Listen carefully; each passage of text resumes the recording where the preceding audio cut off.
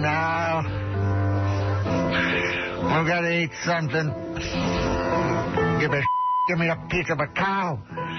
I'm hungry. Michael Bowen is their spokesman for George Washington University Hospital. He is live on the telephone now. Mr. Bowen, what can you tell us? Hello, Bernard. The gunman whose name will be withheld has died of multiple gunshot wounds to the chest at 4:52 p.m. Reports said that he was angry that his radio was broken. He couldn't listen to Howard Stern.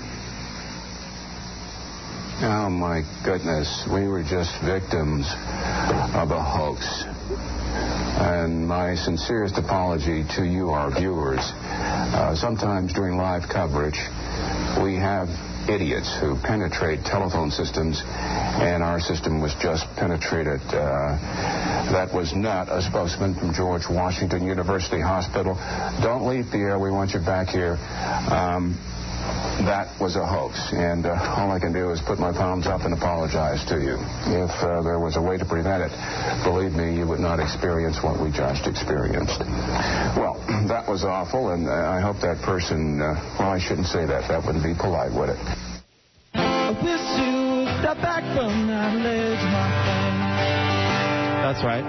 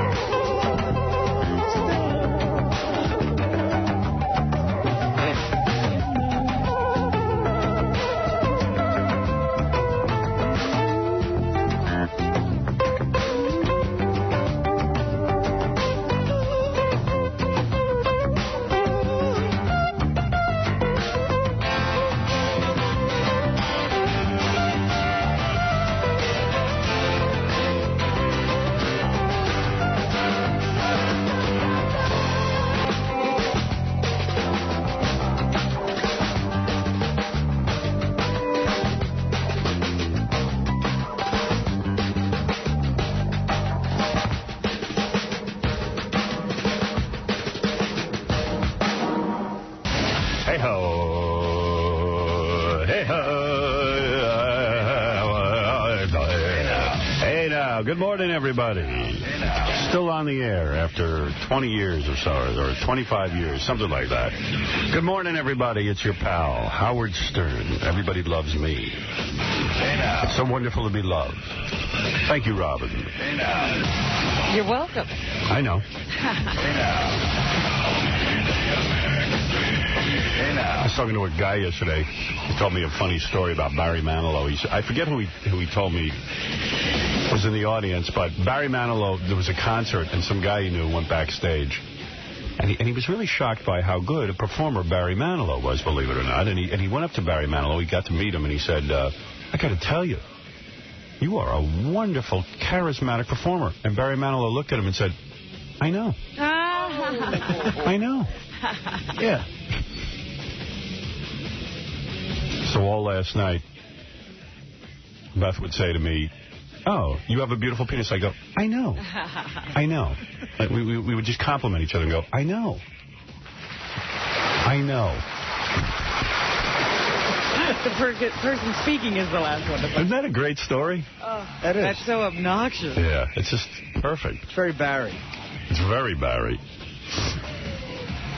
I just got a hold of the new Kelly Clarkson CD. Aren't you lucky? Well, you're lucky. You're going to get to hear it. I just want to know... Own your own copy. I just want to know, Robin, who's this on the front of the CD? I know. There's a very glamorous woman they got to pose for the cover. Yeah, there's the hottest chick I ever saw in my life on the cover. And look at how her body looks. Yeah, and look at that picture. Oh, my. Yeah, I mean, we know what she looks like, and she knows what she looks like. We've seen her.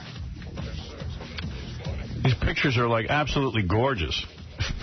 They're what Kelly would look like if she were hot.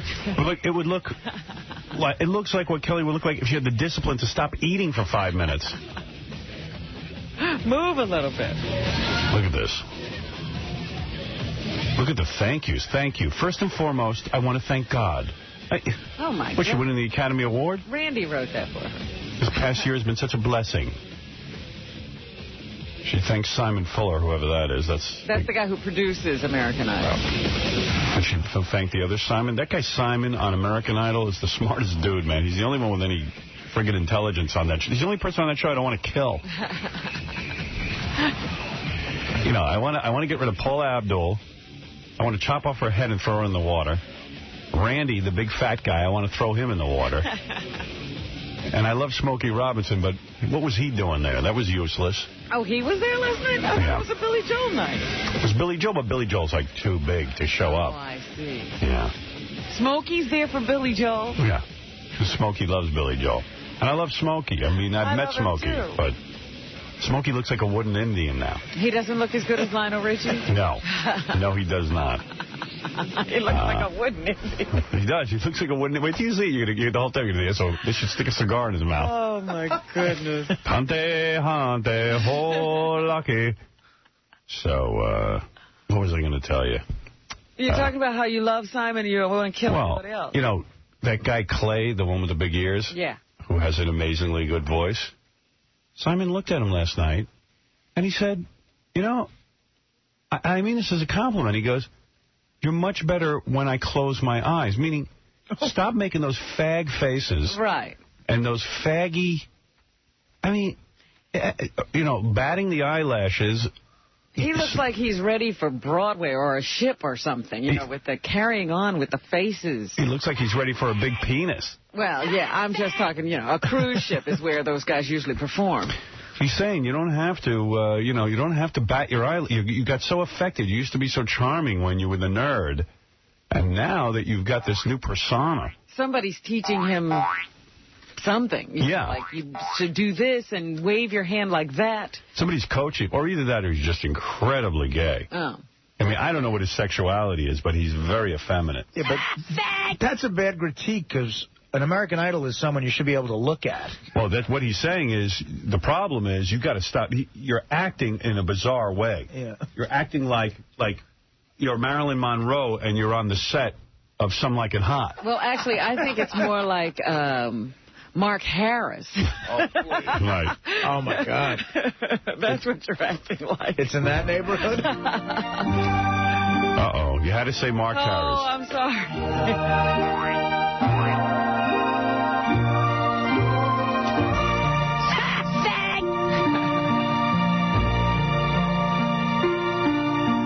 I believe for every drop of rain that falls, a flower grows.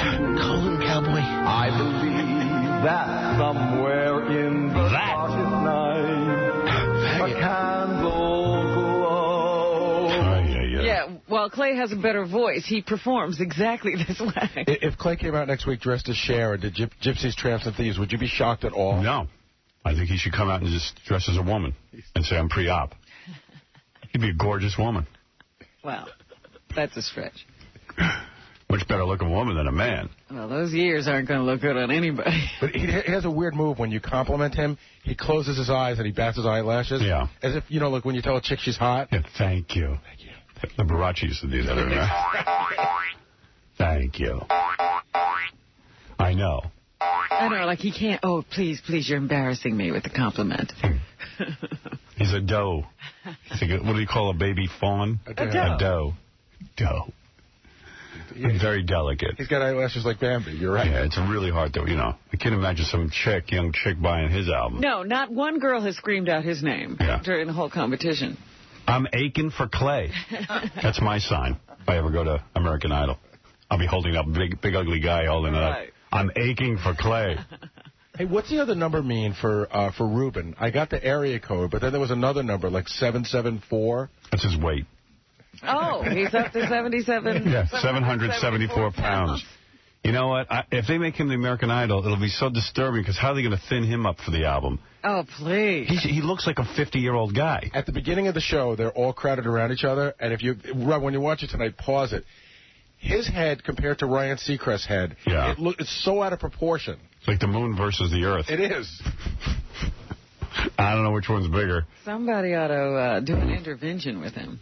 And then, let me think what else my other observation was that, so Ryan Seacrest brought along his mother and his sister, and Ryan Seacrest, the host, he's way hotter than his sister. Oh, I felt bad. A shame. Yeah, you know, I know families like this where the son gets all the looks and the daughter doesn't. Oh, God, you see?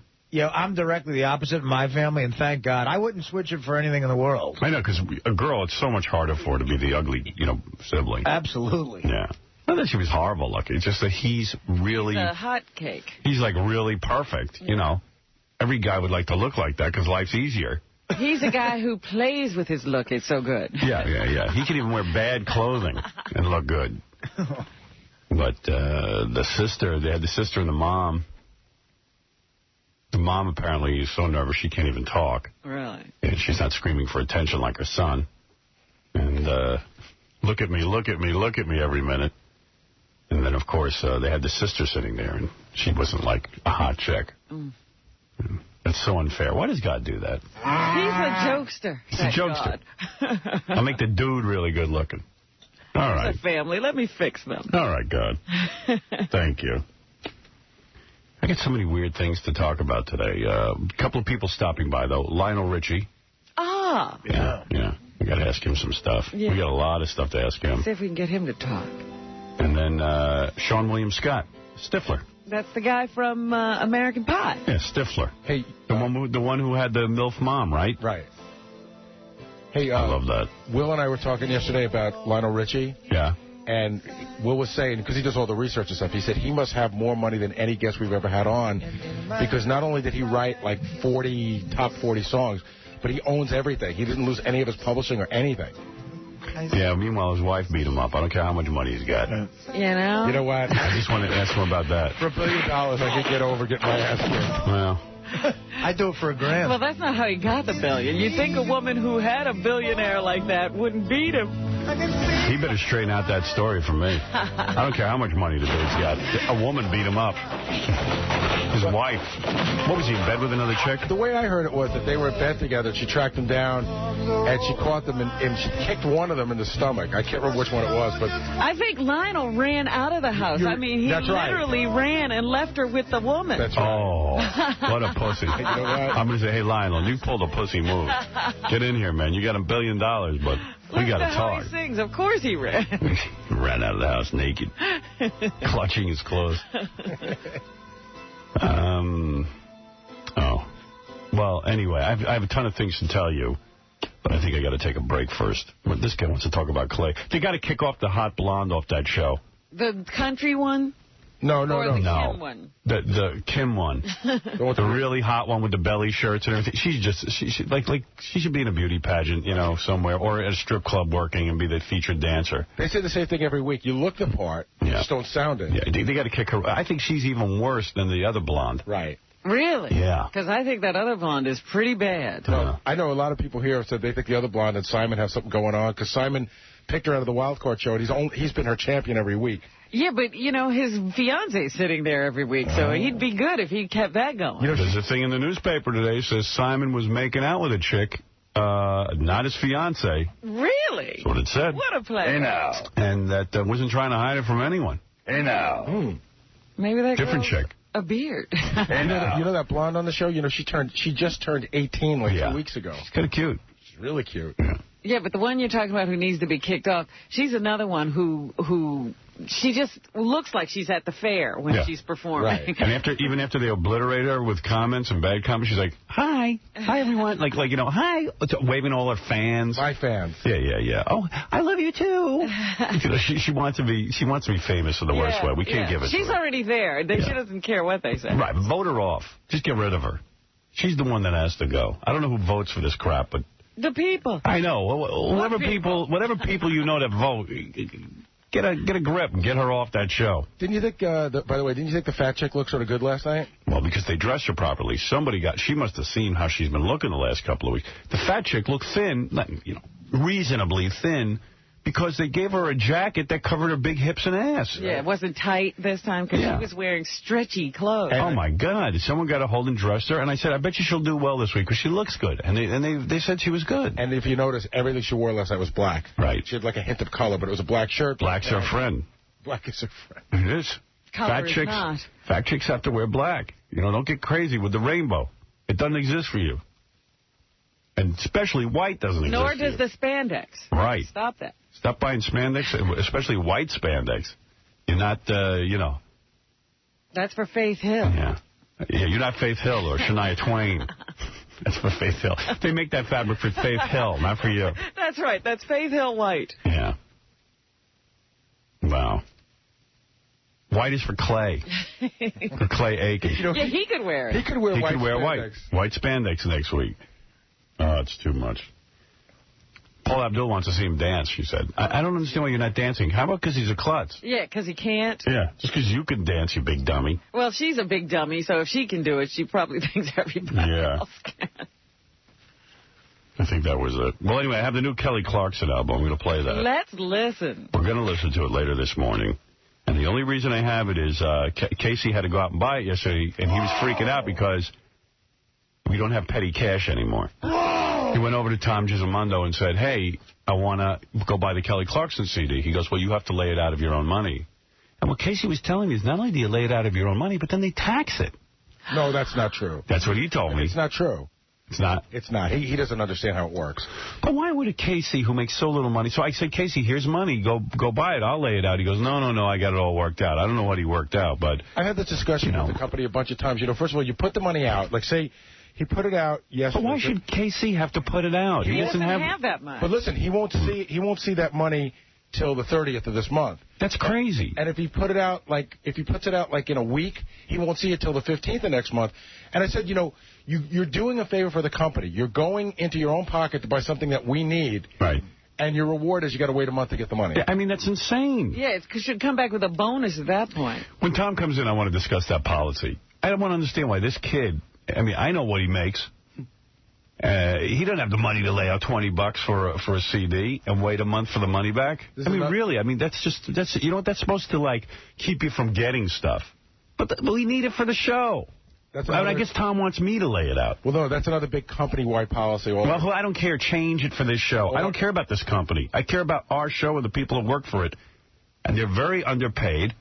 And the fact of the matter is they don't have to shell out $20 and wait a month to get paid back. It's absurd. Yeah, that $20, that's dinner for Casey for the week. No, but please, when Jackie left the show, there's some extra money in the budget. So they can take some of that Jackie money and give us petty cash. It's not about giving us petty cash. It's about that there's a policy. I don't care. They're not thinking of anybody. But I had this conversation with them. They're like, we can't do it. Let me have the conversation with him. I want to find out why he can't do it. Let him lay it out. Let Tom personally lay it out. It makes a lot of money.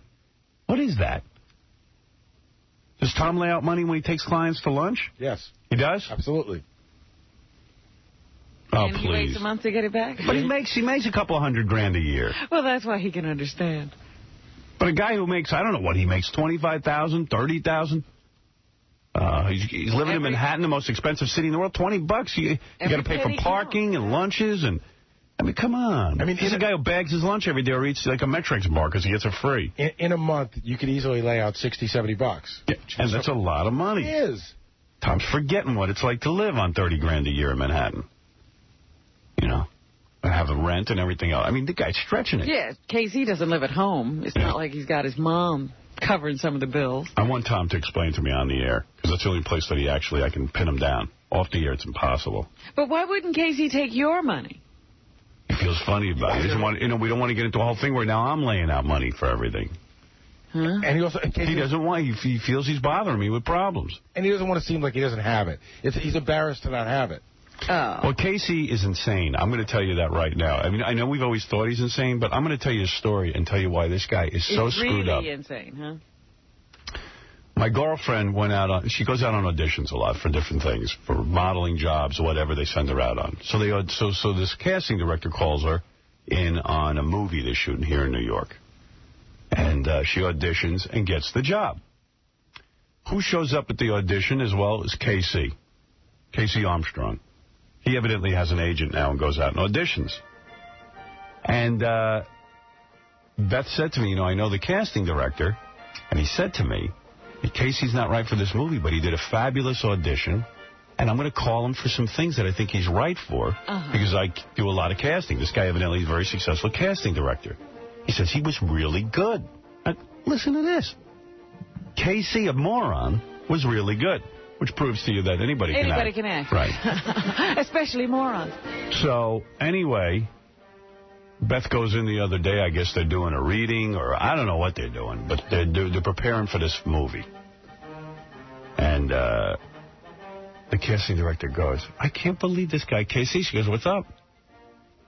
Since that audition, I've called 4 times for 4 different parts, whether TV commercials, some film work.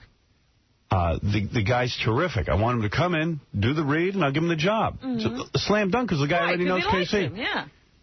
He says, I scheduled 4 appointments for KC. Didn't show up to one of them. Wow. Didn't show up. Didn't get a phone call. He scheduled the appointment and then just didn't make the appointment? He says, I've given up on... He says, these are all jobs Casey would have had. No, totally untrue. Hold it. I don't even care, quite frankly. I know, but this is unbelievable to me. And he says, I will never deal with Casey again unless I get an apology from him or his agent or somebody. What? He says he's called you for 4 different jobs, and you haven't shown up, and you canceled. You didn't even cancel the appointment. Not true. And you embarrassed him. Get out of here. I went to 3 out of 4 of them. The one that I didn't go to, I told him that I had a gig that night, and I couldn't make it. I told him that. He claims you haven't shown up for 4 different... That's a total miscommunication, because I totally went to everything I dropped that. I went down there. I went to every single one. It's all the way downtown. I went down there all the time. Well, according to him, you didn't show up. That's not true at all. I think he's just trying to bust my shoes or something like that, but, Bust your shoes? Yeah. I wouldn't. That's not like me. I wouldn't do that. All right. Call the guy and tell him I'm not coming. All right. So that's a total fabrication. Totally.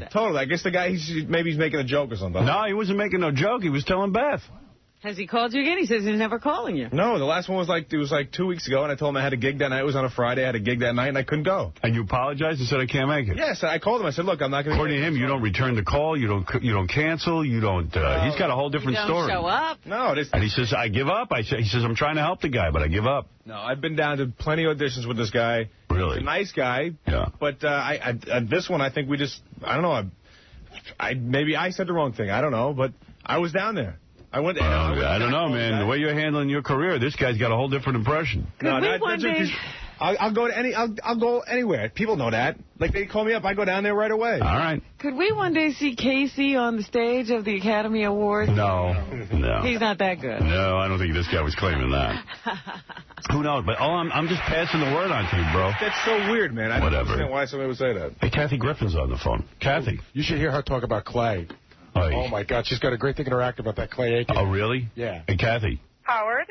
Hey, Kathy, I'm being yelled at because I haven't broken yet. I haven't taken a break.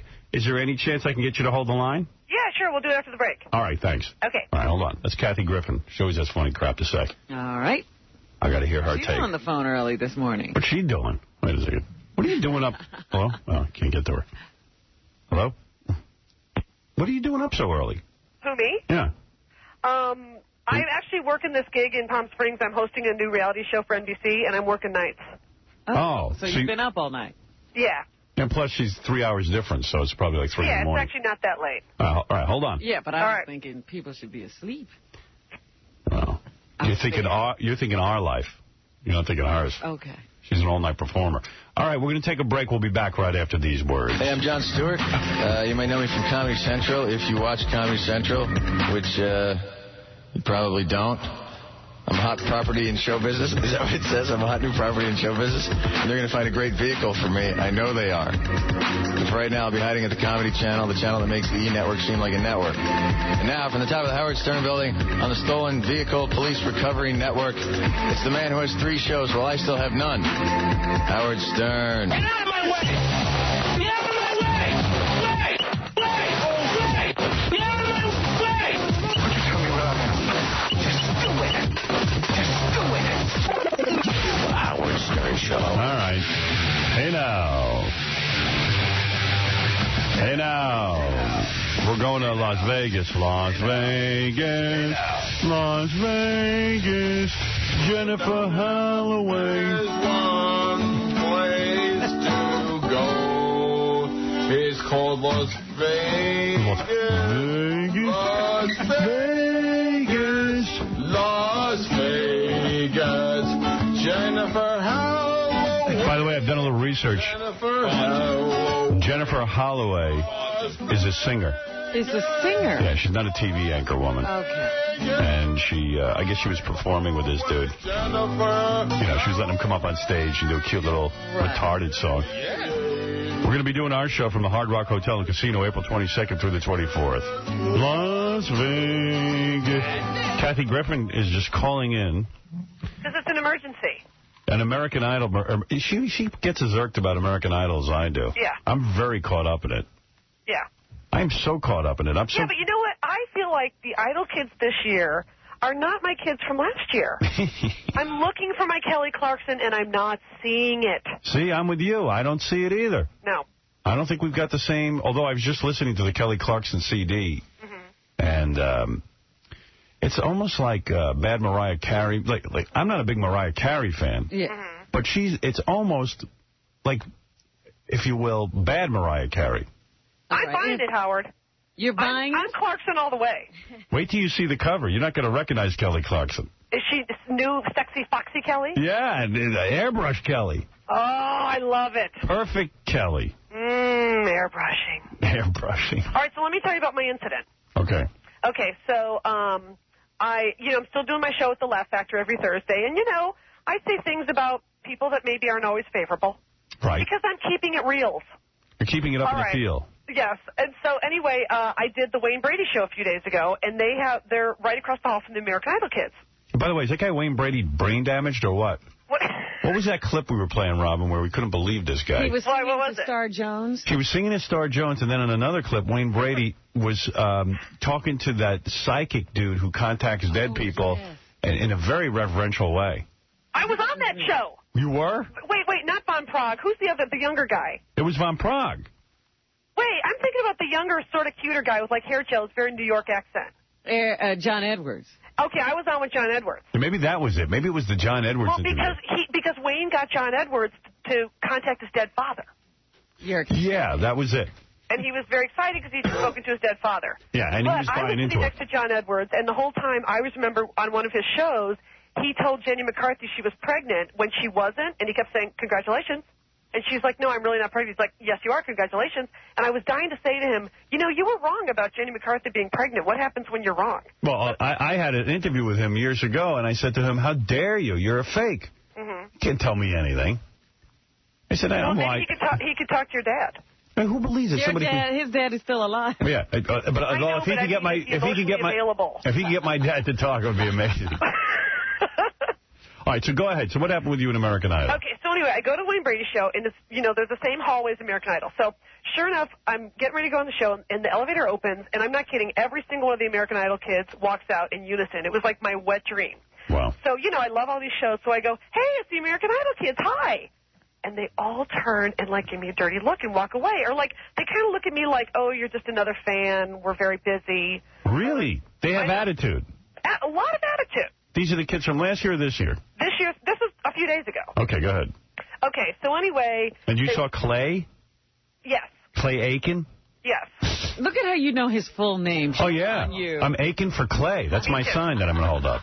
You and a lot of other guys. Right. All right, so anyway, then I go upstairs, and I'm, in the Wayne Brady, makeup chair and stuff, and I'm hearing the buzz of the American Idol kids, and I'm thinking, well, should I go say hi? And I want to talk to Josh Grayson about how I went with the USO tour to Afghanistan, and I want to ask him if he wants to sing on the US, all this stuff.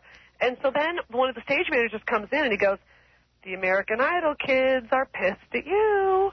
I go, what do you mean? They didn't even recognize me. He goes, oh, no. A week ago, they were in line trying to audition for stuff. What do you mean they're pissed? They have no right. An issue with me. Yeah. And I thought he was kidding. And he goes, do you say some bad stuff about them in your show? And I go, yeah.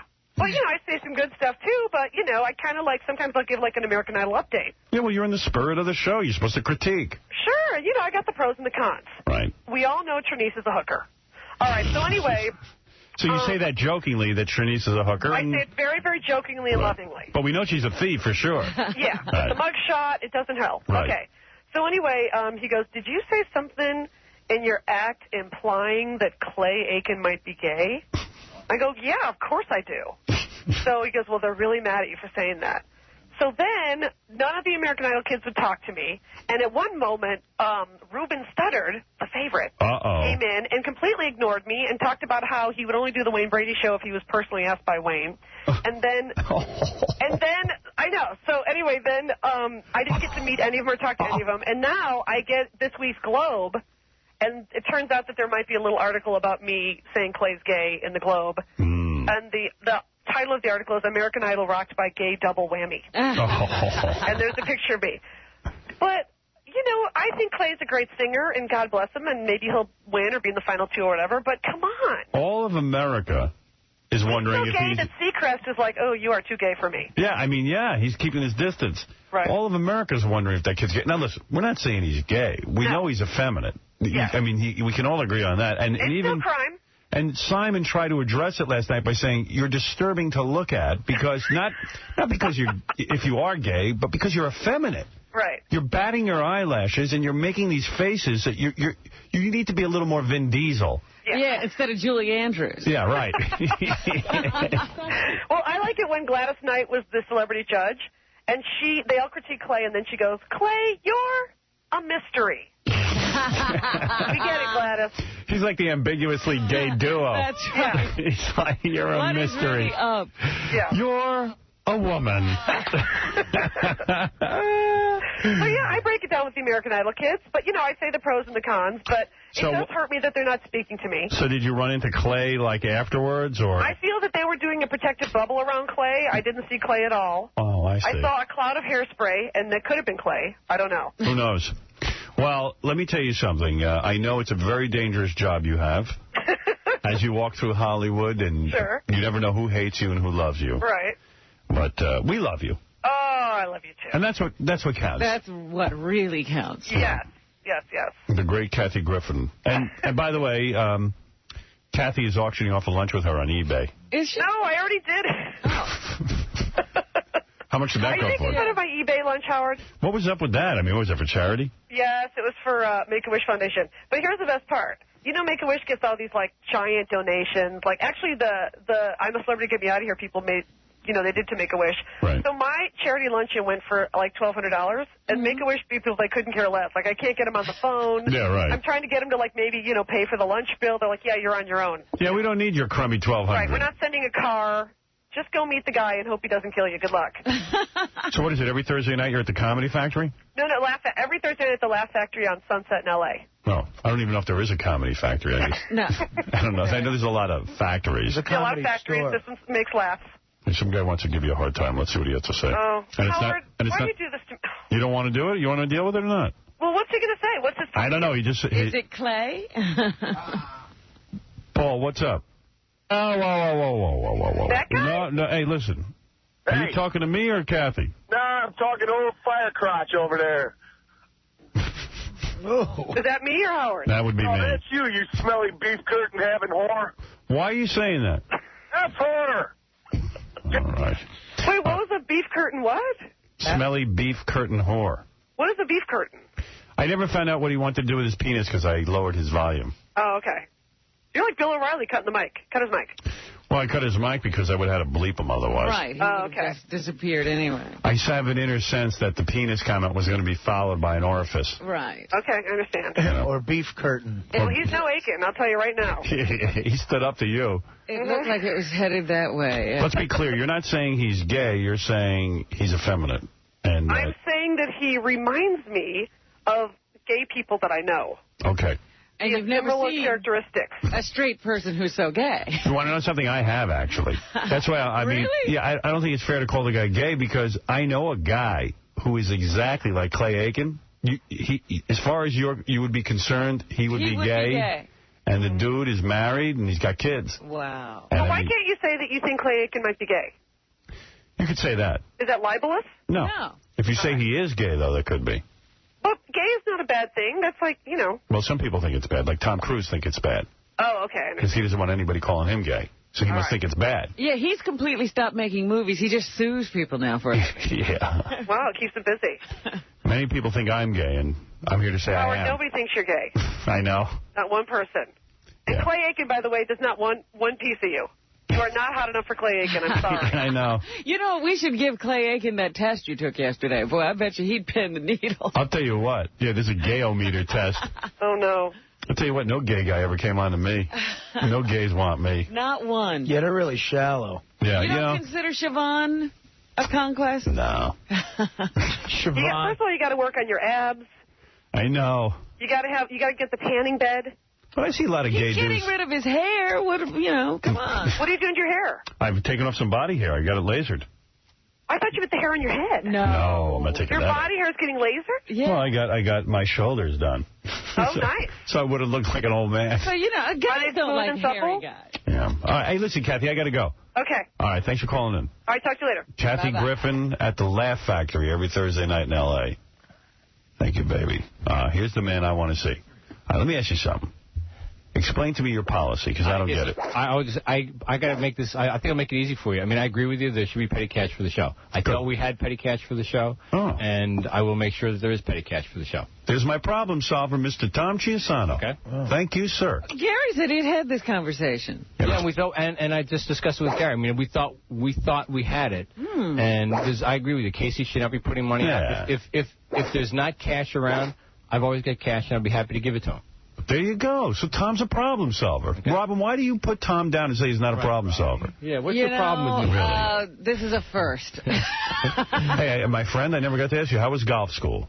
Golf?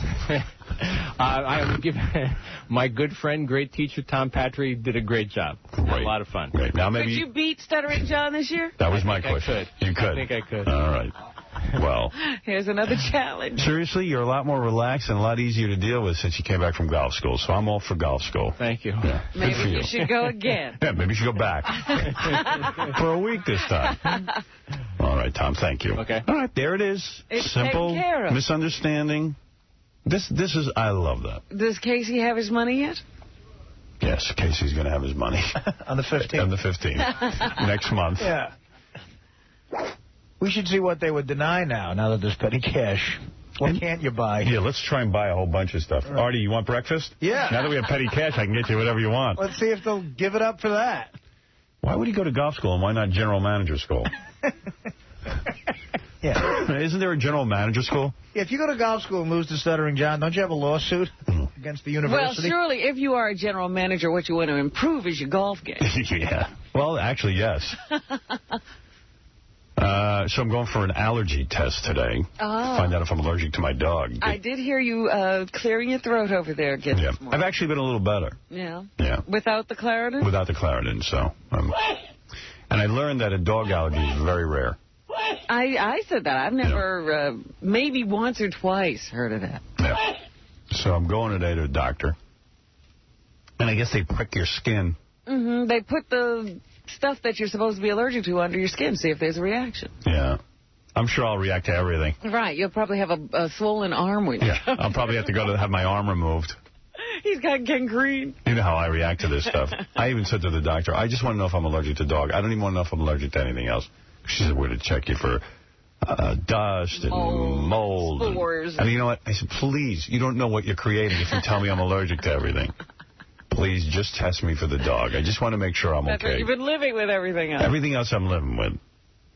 So I'm going to make a plea. Because my other doctor said, you can't tell an allergist how to do their job. I said, please, I got to understand, I'm mental. From what I understand, though, for some reason or other, they have to put a number of different substances in. I'll talk to the doctor. You're going to be different. I'm going to go today and talk to the doctor.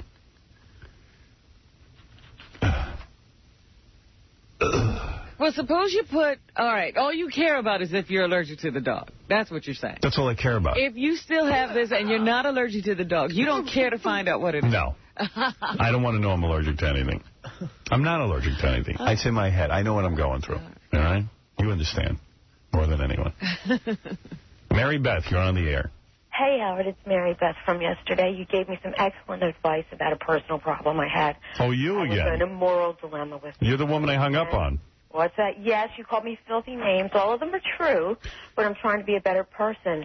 And what I thought of is... This broad, for anyone who didn't hear it. Oh, God, please, no. All right. This please broad... please don't call me a broad. I have something really good to say. I called you a whore. Well, I was a whore for This a broad time, was, actually, so that's okay. You got to hear this, Artie. Technically a whore, yeah. Oh, I'm glad Artie's back, speaking of I'll talk to Artie in a minute, but this broad... Oh, you don't shut up. Shut up. Oh, man. God, are you annoying. I'm sorry, I'll shut up. No wonder you're with your daughter's friends. So, Go ahead, Howard. Go ahead. she was a chatty whore. I am a whore. I was a whore. How much to shut up? I mean, you were literally a whore. Yes. You mean you were a prostitute? Indeed. Call girl, whatever you want to call it. Oh, wow. When I was in my 20s. So, like, you can call me a whore all you want. It doesn't matter. But I'm shutting up. I want to hear what you have to say, because this inspired me yesterday. And my point is, what I wanted to say is that, you know how they have those keychains? When are you going to shut up? They have keychains and hats. When are you going to shut up? Do? When you have some, talk to me. So, this woman on the phone, and I use the word woman loosely. Thank you. She was hanging out with her daughter's friends. Her daughter is like 21? 22. 22. She's, what are you, 30 what? 8. 38. And she was going to make it with one of her daughter's friends. I didn't. And she made out with him, and he had his hand on her ass. And she said, what do you think I should do? And I said, you know what? You're disgusting. You're a filthy whore. This is going to wreck your daughter if you start banging her male friends. And why don't you... And she's got no shortage of boyfriends, this woman. She's got 3 boyfriends right now. She's claimed she's great looking, and she's got a beautiful ass. And I said, what, you can't control your animal instinct with one kid? It's a kid.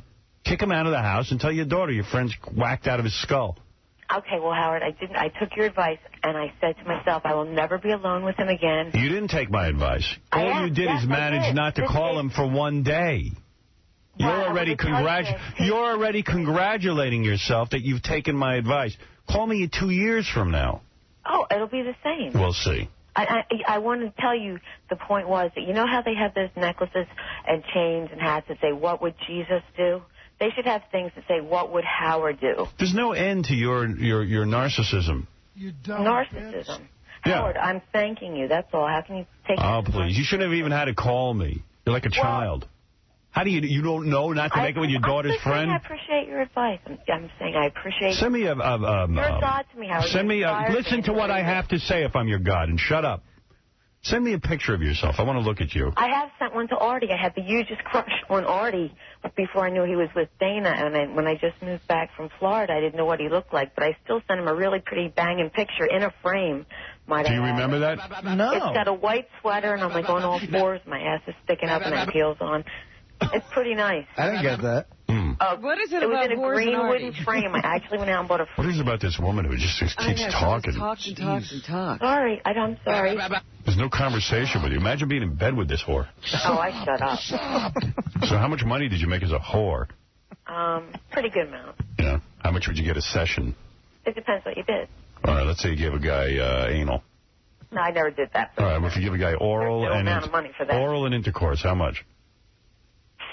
About 25 to 200, but this is back in the early 80s. 2,500? No, About 25 to 200, but this is back in the early 80s. So things have changed. Mm-hmm. So you would get more. I don't do that anymore. I'm a paralegal now. Does your daughter know you were a whore? Yeah. Oh, that's nice. Well, she'd expect you. She asked me. We have an open relationship, and I appreciated your advice. No, open relationship now is... Think of what would Howard do? Open relationship is between a man and a woman in a marriage. You don't have an open relationship with your kid. I'm getting free therapy. This is great, Howard. Thank you. Some things you can keep private. You don't have to constantly tell your kid everything. Oh, I don't now, no. Because now your kid's going to think it's okay to be a whore. No, certainly not. She's completely opposite of that. Mm-hmm. No. So far. Completely. Yes, so far. Yeah, definitely. All right, send me more pictures of yourself. And okay, then cool. Lisa, I'm working out. I'm like losing weight, working out, and there's a pool out here, and I will send you some. All right, thank you. Bye. All right, thank you. All right. Oh, man. Spanky-o. She's a handful. Yeah, I'm thinking if she's good looking, you can put up with that. Yeah. I love it. She says, I'm going to shut up now, and then she went on a whole thing. You know how they have that new show on Fox with Monica Lewinsky, which actually looks kind of interesting? They're going to have these 20 guys in masks, and they're going to court this woman. And then she's going to choose one, and when he takes off the mask, she's going to see if he's good-looking or not. Right. See, our show's always been like that, in a way. I mean, she calls in, and you can hear how annoying she is. You just want to hang up the phone. You want to get away from her. Then if we see a picture and she's good-looking...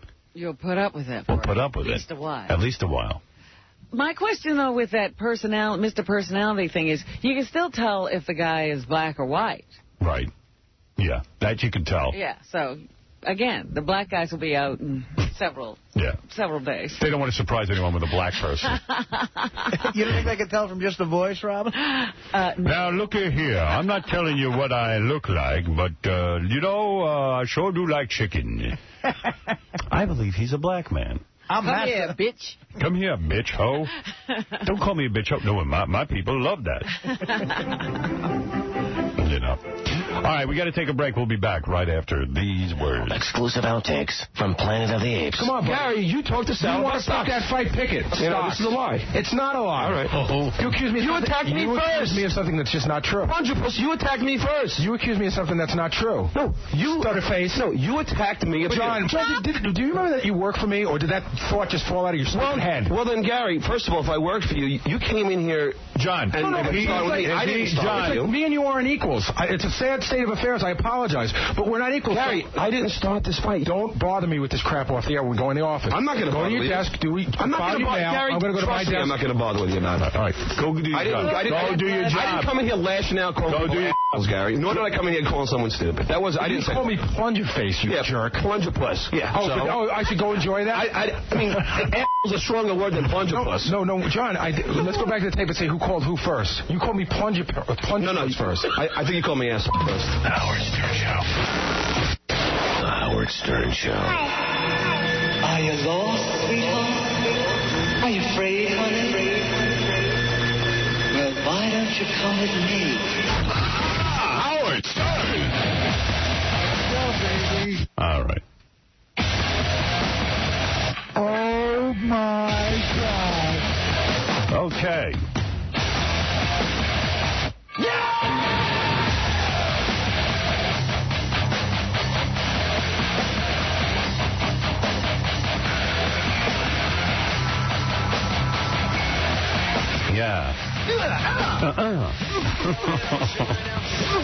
Oh, how much longer can this go on?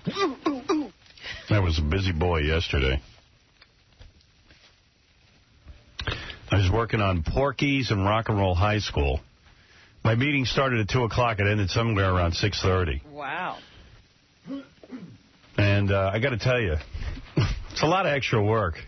I would say that sounds like an insane amount. Wow. Oh, my God. 2 movies? Yeah, I mean, that's crazy. Well, I thought it would be easier. I thought someone else would actually write them.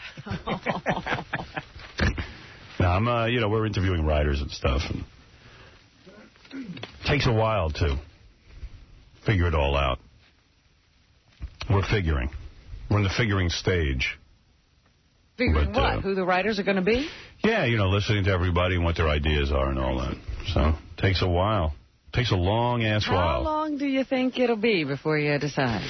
Till you know exactly when somebody's got the right beat on the whole thing. Do you think that one guy can write both, or is it going to be... No. One guy. A couple of different people. A couple of different people. All right. Oh, my. Yeah. Thank you for sharing. Then we're in Vegas. They want to have more meetings. Oh, boy. Because our agent's coming out there. And when he gets out there, he gets bored, and he wants to have meetings, but he forgets that I have to work. Right. You'll be doing a show. Yeah, I'm a little busy. So. You'll be splitting 8s. Yeah. Well, I want a little time for that, too. Of course. I need to split some 8s. Because you're in Las Vegas. When you're down and out. All right. Please, enough. All right with that guy. So how'd your meetings go? All right, I guess. There's a movie I have a shot at getting in. Oh, so you were out there auditioning? Yeah. Well, just like a meeting type thing. I thought that you were out there with your sitcom meeting. Well, that was part of... me and Sam had to get together to figure out a way to... The network did what they call rolling it over till mid-season. What does that mean? I think it means it's dead. Oh. Why? They didn't like the... What did you do? No, I don't think they think that I'd be likable in a sitcom. I agree. So I'm going, what do I have the deal here for? Yeah, what? They actually said that to you? No, I think in an indirect way that's what they say. Because in the sitcom, I play a guy who's kind of like a road comedian, you know? Right. And they want me to have a girlfriend in the show. And I said, isn't it funnier if I try to get laid on the road and stuff? And they don't think that's likable behavior for a sitcom. So have a girlfriend. Who cares? Cheat on her. I mean, yeah, well, I said, yeah, isn't that unlikable if I have a girlfriend? A single guy trying to have sex seems like normal. See, I'd watch a show where a guy has a girlfriend, and then you keep trying to reinvent a line for cheating. Yeah. But although you should have a girlfriend, because, like, who's going to believe you're sort of like a ladies' man? No. See, that's the humor. They're not going to be hot chicks. Right, like pigs. They're going to be the kind of chicks I was getting when I was a broke stand-up comedian. Right. Well, hey, that's funny to me, but... Yeah, so... But if the network's saying you're not likable, by giving you a girlfriend, you'd be likable? Yeah. Exactly. And what are they going to give you, a way hotter girlfriend than you really should have? Of course. Well, yeah. Because they even do that with King of Queens and stuff. Right, and then it's not going to be believable then. Yeah. You know? Right. Well, they don't want believable. They don't want believable. They want likable. But that... Artie's like, no, you don't understand. It's got to be somewhat realistic. And they're like, no, it doesn't. Right. You know, Tim Allen's 40-something years old. His girlfriend's 20 in the movies. I mean, you know. But then they don't go all the way with it. They try to go halfway, like get a chick who's cute. I said, we're going to go the unbelievable route. Let's get Heidi Klum to do it. Right. That's funny. Yeah. What if I'm just married to this unbelievably smoking hot model? And she's mad about you. Yeah. And, I'm playing just these bachelor parties doing stand-up, and they figure out why she's married to me. So what's the deal? You're not going to get the sitcom or what? Well, they said it's not officially dead yet. Me and Sam are trying to figure out a way to make me likable. Acceptable to everyone. Why don't you do your real life? Be a comedian on the Howard Stern. You get a break on the Howard Stern show, then you get a hot girlfriend. But, you know, everyone's debating whether or not you got her because you're on the Howard Stern show or because she really likes you. And you're constantly testing her to see whether you like her. I have your permission to do that? Yeah, who cares? No. Well, you don't have to be the Howard Stern show. Be the Bob and Tom show or whatever. The guy in Indianapolis, those idiots who rip us off. Or be the Big Bubba's, whatever, the Big Bubble. Bubble the Love Sponge. Be him. Well, in the show, I'm on a really lame sitcom, but I make good money. So that's a way to get chicks, you know. Yeah. But then the show gets canceled, so I go back to my old life. So let me think this through. You get a sitcom. Right. Really. And you get a hot chick, and the whole time you're debating whether the hot chick really wants you for you. Right. Or she wants you because you're on a sitcom. Yeah, that's part of what this guy goes through. And I like that. And then the sitcom gets canceled. Go ahead. And then I have to go back to my whole life. Well, no one wants to see that. See, that's a problem. That's a downer. No, but it's like I have to do these really bad gigs to keep up the money. No one wants to see that. That's a downer. Yeah, I'm getting depressed. Just be on a sitcom and be a successful sitcom, and you can't figure out whether this chick likes you for you or not. Right. And you constantly test her. Oh, okay. And then you get anal from a guy. And then as long as we get a different guy to play the lead, right, it'll be fine. I don't know. You know what? You're right. Sitcoms are not for you. It's hard. You and Sam work it out. You know what? Why am I busy in your meeting, in your dreaded nightmare? Hey, thanks, man. Can we meet today from 2 to 6:30? Did you work enough yesterday? Yeah, and this is what my meeting was like. Well, you know, rock and roll high school, so then the girl takes in, I'm like, It's a lot of work, man. It is. Trying to figure out, you know. I just want someone to go off, write it, and I'll collect a lot of money. But Artie said he might be up for a movie. A week ago, he was saying he thought his movie career was over. Yeah, look at you. What movie you up for, bro? Well, it'll be another Will Ferrell movie. It'll be like my 4th in a row. Oh, all right. So you're the new team now. Thank God he's working. Well, it's not really a team. I have 4 lines, and he's the star of the movie. Right. It's your usual. That's the winning formula. Can't they give you a bigger part? It would be like maybe a part that would shoot for like 2 weeks. Oh, all right. So that's good. That would be decent. Yeah. You know. What do you get for something like that? I don't know. That's the other big question. You're afraid to ask. Like this dude Stifler's here. Yeah. What's his real name? Michael something. Michael Scott? Something Scott. Sean William Scott, the guy who played Stifler in American Pie? Sean. Yeah, that's it. Sean, hey, bring him in because this gets into a whole discussion. Yeah. See, Sean William Scott, a.k.a. Stifler from American Pie. Stifler was the guy with the hot mom, the MILF, right? Yeah. Oh, wait, let me switch my glasses in case this is on E, although we don't put men on E. He'll never make it to TV? No. You'll never see this interview on TV because Robin Brzezinski explained to me when we put guys on, our ratings go down, and when we have hot chicks on, they go up. It doesn't matter who the guy is. Yeah, where's Stifler, dude? He's coming. Was Stifler in Dude, Where's My Car? Yeah. Okay, all right. Let me see Stifler. That's Stifler, yeah. Okay, I know Stifler. This is a good discussion to have. Hold on, let me switch into my cool sunglasses. What are you doing? You doing that wool cap thing, man? Well, let me give you a microphone. Sorry. Oh, it's okay. What are you doing, the wool cap thing on your head? This is the bad hair day. You know what? Put it on. I'm thinking of going to the wool. I do the wool cap, but it never looks right on me. You've got so much hair coming out the bottom. Yeah, I got to tuck in my... I'm sorry. Stifler, my man. How's it going? All right. It's nice to meet you. Nice meeting you. Here's our discussion. You were in Dude, Where's My Car? Yeah. And I forget what the budget was on that film, but... It was small. John was telling me, Stuttering John's in it for 2 seconds. Yes. He was telling me they want to make Dude, Where's My Car 2. They couldn't get any of these guys... Like my man Sean here, because their quote is too high. John's telling me... You priced yourself out? So I didn't John know anything goes... about it, though, actually. I'm sorry to interrupt, but like when I went on this thing last Friday, I think it was Conan O'Brien, he goes, so first thing he says is, like, I hear you're doing Seriously, Dude, Where's My Car? Right. I was like, what? It's the first time I've heard about it. And no, you're not doing it. No. But you're not doing it because... According to John goes, they can't afford any of these guys from the original. His quote is $12 million a film. Really? What? Are you getting $12 million a film? Oh. Yeah, I was going to say, how'd that happen? John, you're such a jerk-off. I told you the guy's not getting $12 million a film. All right, wait a second. From what I hear is they offered it to you and Ashton, but you guys were way too expensive at this point because it got you for a lot less for the first one. Correct? If this dude's getting $12 million a film, I want $80 million a film. I could get people in the theater. I don't think Sean's being honest, to be honest. The number I heard was 7. $7 million a film? Him and the other guy him and Ashton turned out $7 million, which that seems like a more reasonable number. Is that a piece? I think I would have done it. You would have done it for $7 million? Well, I don't know. You know what? Sean, be honest. Come on.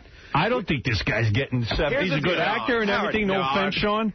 $7 million you get? No. I mean, that would be great. But see, you don't know anything. You know, how much do you think David Spade gets for a movie? Dude, Where's My Car cost them $20 million to make. It made a lot of money. Okay. So now it's a franchise. Without these guys, there's no movie, so that's why they... Believe me, they can make a second one without these guys. I think that's the plan was that... Well, I was always told that they were going to do a prequel or a sequel with, like, new actors. I was like, cool. I was like, go ahead. Have fun. Yeah. But, I mean, the thing was, like...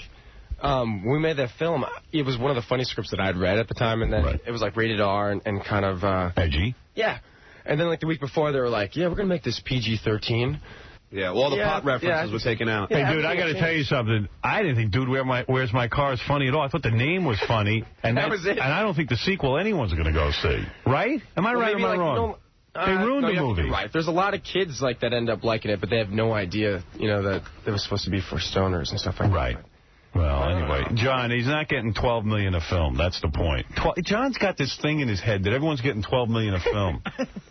What are you getting a film? Like a $2 million, right? Well, it depends. Like, American Pie 3, we ended up getting a little bit more, but something like that. Yeah. Right about that. I mean, way more than we should get. What about Superman? You get asked to do that? No. You didn't? I don't think they're asking the guy from American Pie to do Superman. Why not? Yeah, why not? I know, that's what I thought. You got good looks. I mean, you get rid of the wool cap and get that hair. Hair for once. Color your hair. you know what I mean? I think Ashton Kutcher went in and read for it, but then I don't know if they have a director for it now. No, they don't, but... Yeah. That keeps falling apart, that Superman movie. None of these kids in Hollywood want to take the movie Superman. They say it's because they think they curse. It's really cool. I would take it. Yeah. I'll do it. Yeah.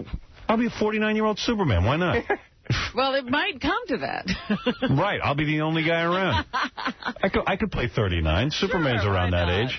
Why is Superman always got to be a young punk? Because that's what I said. He just is. It pisses me off. Yeah. Yeah, please. You didn't get called on that job? No. What are you doing here anyway? What are you up to? You just hanging around, man. You promoting a movie? Bulletproof Monk opens today. All right. Who's that? Chai Yum Fat? Oh, yeah. Is he in that? He's awesome. The karate guy? Yeah. He speaks Chinese. Yeah. Another guy who can't talk English. He was. I always thought he was the karate guy, too, but I think one of the only martial arts movies he's done is Crouching Tiger, Hidden Dragon. He was the gun guy. Oh, okay. The early John Woo stuff, but. So this is good for you. Yeah, nice. I hope so. I mean, it was good for me. It's just the experience to do something different, but. Who you dating, man? Nobody, man. No one. No. You're not getting Brittany Murphy or Ashton. Yeah, you're not getting any of those. No, I saw Britney Spears at the hotel last night, but she didn't really talk to me. What hotel? She kind of walked right by me. What hotel are you in? Four Seasons. Four Seasons. No kidding. There's a picture of her in a magazine. I think it's like Us or People. Mm-hmm. Is she sunbathing? Oh, that picture, yeah. Well, she's got I don't know, she's got a belly on her that's all loose and flabby, right? And I'm like, oh, I thought she's so hot. She looks pretty hot when she walked by me, though. I've never really seen, like her in person ever, though. I mean, that's when you have to figure it out. Did you introduce yourself to her? No, I think she just looked at me and put her head down and walked right to the elevator. So it didn't look promising at all. Do you think she recognized you? Unfortunately, yeah. I think a good-looking dude like this could bang any chick he wants. Yeah, you didn't think Brittany would turn him down. Yeah, I would think you could get her. No, you know what it is like the American Pie road trip thing. I think they're afraid of me. They're like, oh, it's the crazy That's guy. right, you did Road Trip, too. Yeah, Ivan Ryman. Yeah, that's a good movie. Yeah, Road Trip, I like Road Trip. Todd Phillips is obsessed with you. Is that right? Yeah. Well, the director. The director, writer, yeah. Yeah, who cares? He hasn't done anything for me. Everybody's obsessed with you, aren't they? Yeah, he's all obsessed with me. I don't see him writing a movie for me. You know who's as high as Nikki Ziering? Oh, Nikki, yeah. Oh. Yes, I got you there. You bang her, you son of a bitch? Tell me what happened. Nothing. She's in American Pie 3, and she's I see. She's great, but she goes, oh, you're going to see Howard? And I was like, yeah. And she's like, we're supposed to call her, but I don't have her number. Oh, yeah, I bet you did her. You're not saying.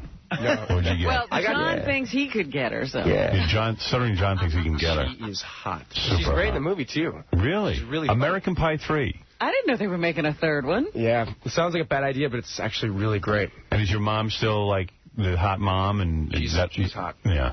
And Fred Willard's in this one. Oh, yeah. January Jones. January Jones. Who's she? January Jones? Black chick? No, she's, Ashton Kutcher went out with her, too. Really? Yeah. Ashton's the one who dates everybody in Hollywood. Let me take a look at your notes here and see who you've gone out with. You've gone out with no famous chicks? I don't have any notes there, man. Well, what's your story, man? You're not I've gay. been trying to establish some kind of a career. Oh, really? That's a dumb move. All right, let's see. You're rumored to be dating Bulletproof Monk co-star Chow Yun-fat. Oh, really? No. Well, sweet. You're rumored to be dating Bulletproof Monk co-star James King. Oh, the supermodel. Nice. We didn't really date, but I tried to date her. But she likes the rock stars. But you didn't bang her. No, you know what I did? I thought that we had tons of time to hang out, and shoot the movie. So I thought, I'll slowly get into it, and then I ended up being the big brother. Where she. So there was nothing romantic between you and James King. Unfortunately, she was dating some guy from the Strokes or something. Oh, really? Yeah. Is she James King or Jamie King now? Who is she? She goes by Jamie. Yeah. Oh, didn't know that. Changed her name. She is hot though. You dated model Jackie Smith. I don't know her. Yeah. She's hot? She's pretty hot, yeah. What, were you the hot guy in high school, too? You probably were dating up a storm. I was an idiot. If I went back to high school, I think it'd be a problem. You were the idiot, good-looking guy, though. I was the nice guy, most friendly guy. Yeah, this guy must have had a great high school life. It was pretty fun. Yeah. No, but I was always like a big athlete. And how old were you when you got laid? First time? 18. Really? Yeah. That late? Yeah. He held himself back. Suddenly I'm not such a loser. Every day, when I was in grade 2 and my brother was in grade 5, he had sex with this girl. And it was really weird. I watched it all the time. Your brother was in grade... He was in grade 5. And was having sex with a girl? From grade 5. I was just playing my Legos, watching, How old was the chick? She's a 5th grade. He was banging a 5th grader? Wow. 5th grade sex. He's going to be pissed. He's going to be pissed. That's amazing. No. Actually, I feel like a rock star, but it was really strange. I was going to say, she's going to be pissed. You tell me, and you would get to watch them bang? Yeah, in the tree house and, behind the elementary school. And I'd bring my toys, and I'd always tell them, if you didn't let me hang out with them. Boy, your brother's some stud. 5th grade, getting laid. It was gross. And then he'd have his friend join in. And was she hot? Oh, they'd switch off, because he had no... she was hot. She was? Yeah. A hot 5th grader. It was really cool. I think that's why I waited a little bit, because I was like, I already had a little taste, just... And would he wear rubber, your brother? What are you talking about, rubber? I don't know. I didn't know if I could get aroused. Really... And how did he know how to do it? I don't know. But I was, I didn't really think about that then. I just was like, I'd play with my toys, and every once in a while I'd look up, and I was like, oh. The only time you see that happening is like black kids who live up in Harlem. Where is he from? I mean, Minnesota. Minnesota. Like, when I read Man-Child in the Promised Land... Yeah, that's the 10-year-old that was getting it. 10-year-old black kids banging chicks, and I was like, okay, look, you know, it's a black thing. But look at your brother. He's the dude. White boys. There's a dude I need to interview. Yeah. Is he an actor? No. What does he do now? I don't even know. I don't think he does anything. He's dating a 5th grader.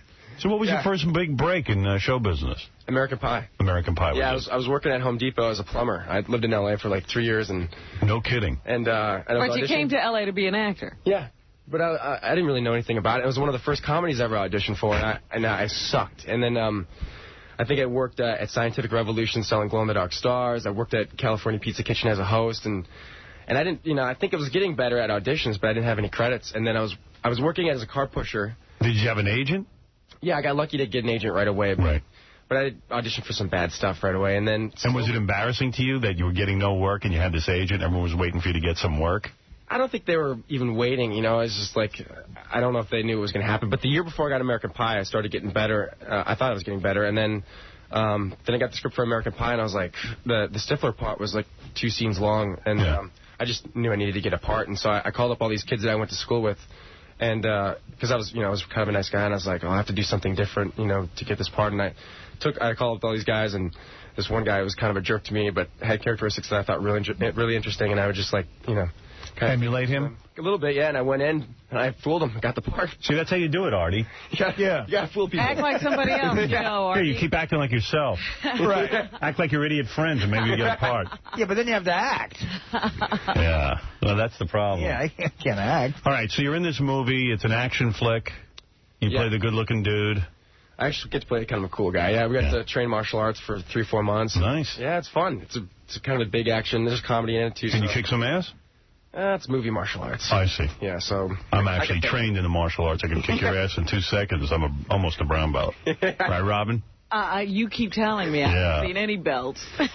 Artie, you were banging hookers in the 4th grade. Yeah. Yeah, grade 4. Yeah, grade 4. I can't imagine getting laid in 5th grade. Yeah. I wonder what that does to your mind. They did some weird stuff. So. Well, it's got to make you think you're unbelievably cool from an early age. Well, you know what?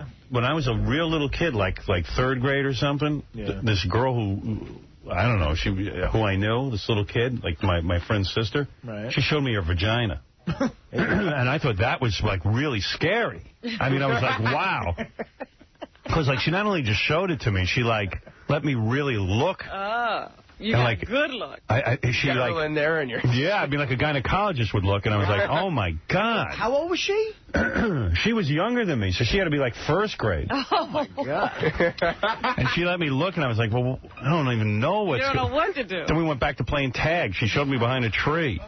That's a game of tag. I don't even know why she showed me. It's blurry in my mind, but I remember she like opened up her pants and showed it to me. Whoa! Well, in tag... And I was flipping out. Whoa! In tag, there's always a home base, right? Maybe. Yeah, that was home. She was standing on home base. We had a big tree in my backyard, and she showed it to me. That's kind of cool. Like, yeah, and I just remember being very confused. I can't imagine if I'd actually done something to her. It would have really screwed me up. What would you have done? Hit her, baby. And she wouldn't have known what to do. And she was doing weird stuff, like, you know, like what did he do to her that was weird? Like, did he use twigs and stuff? Well, his friend would come in and they would switch off. And then, you know, they did pretty much everything he could do. But the funny thing was that he went to another school and he didn't talk to her for, I think, basically until they were seniors. And he became like a really popular kid, you know, and he was kind of a jerk about it. So then one day I think I was gone from the house. My parents were gone, and he was like, I'm going to call this girl up, you know. And I don't think she, was quite as popular as he was. And so she came over to the house. And how old were they now? They're seniors in high school. Okay. And, they're making out, and, they're getting naked.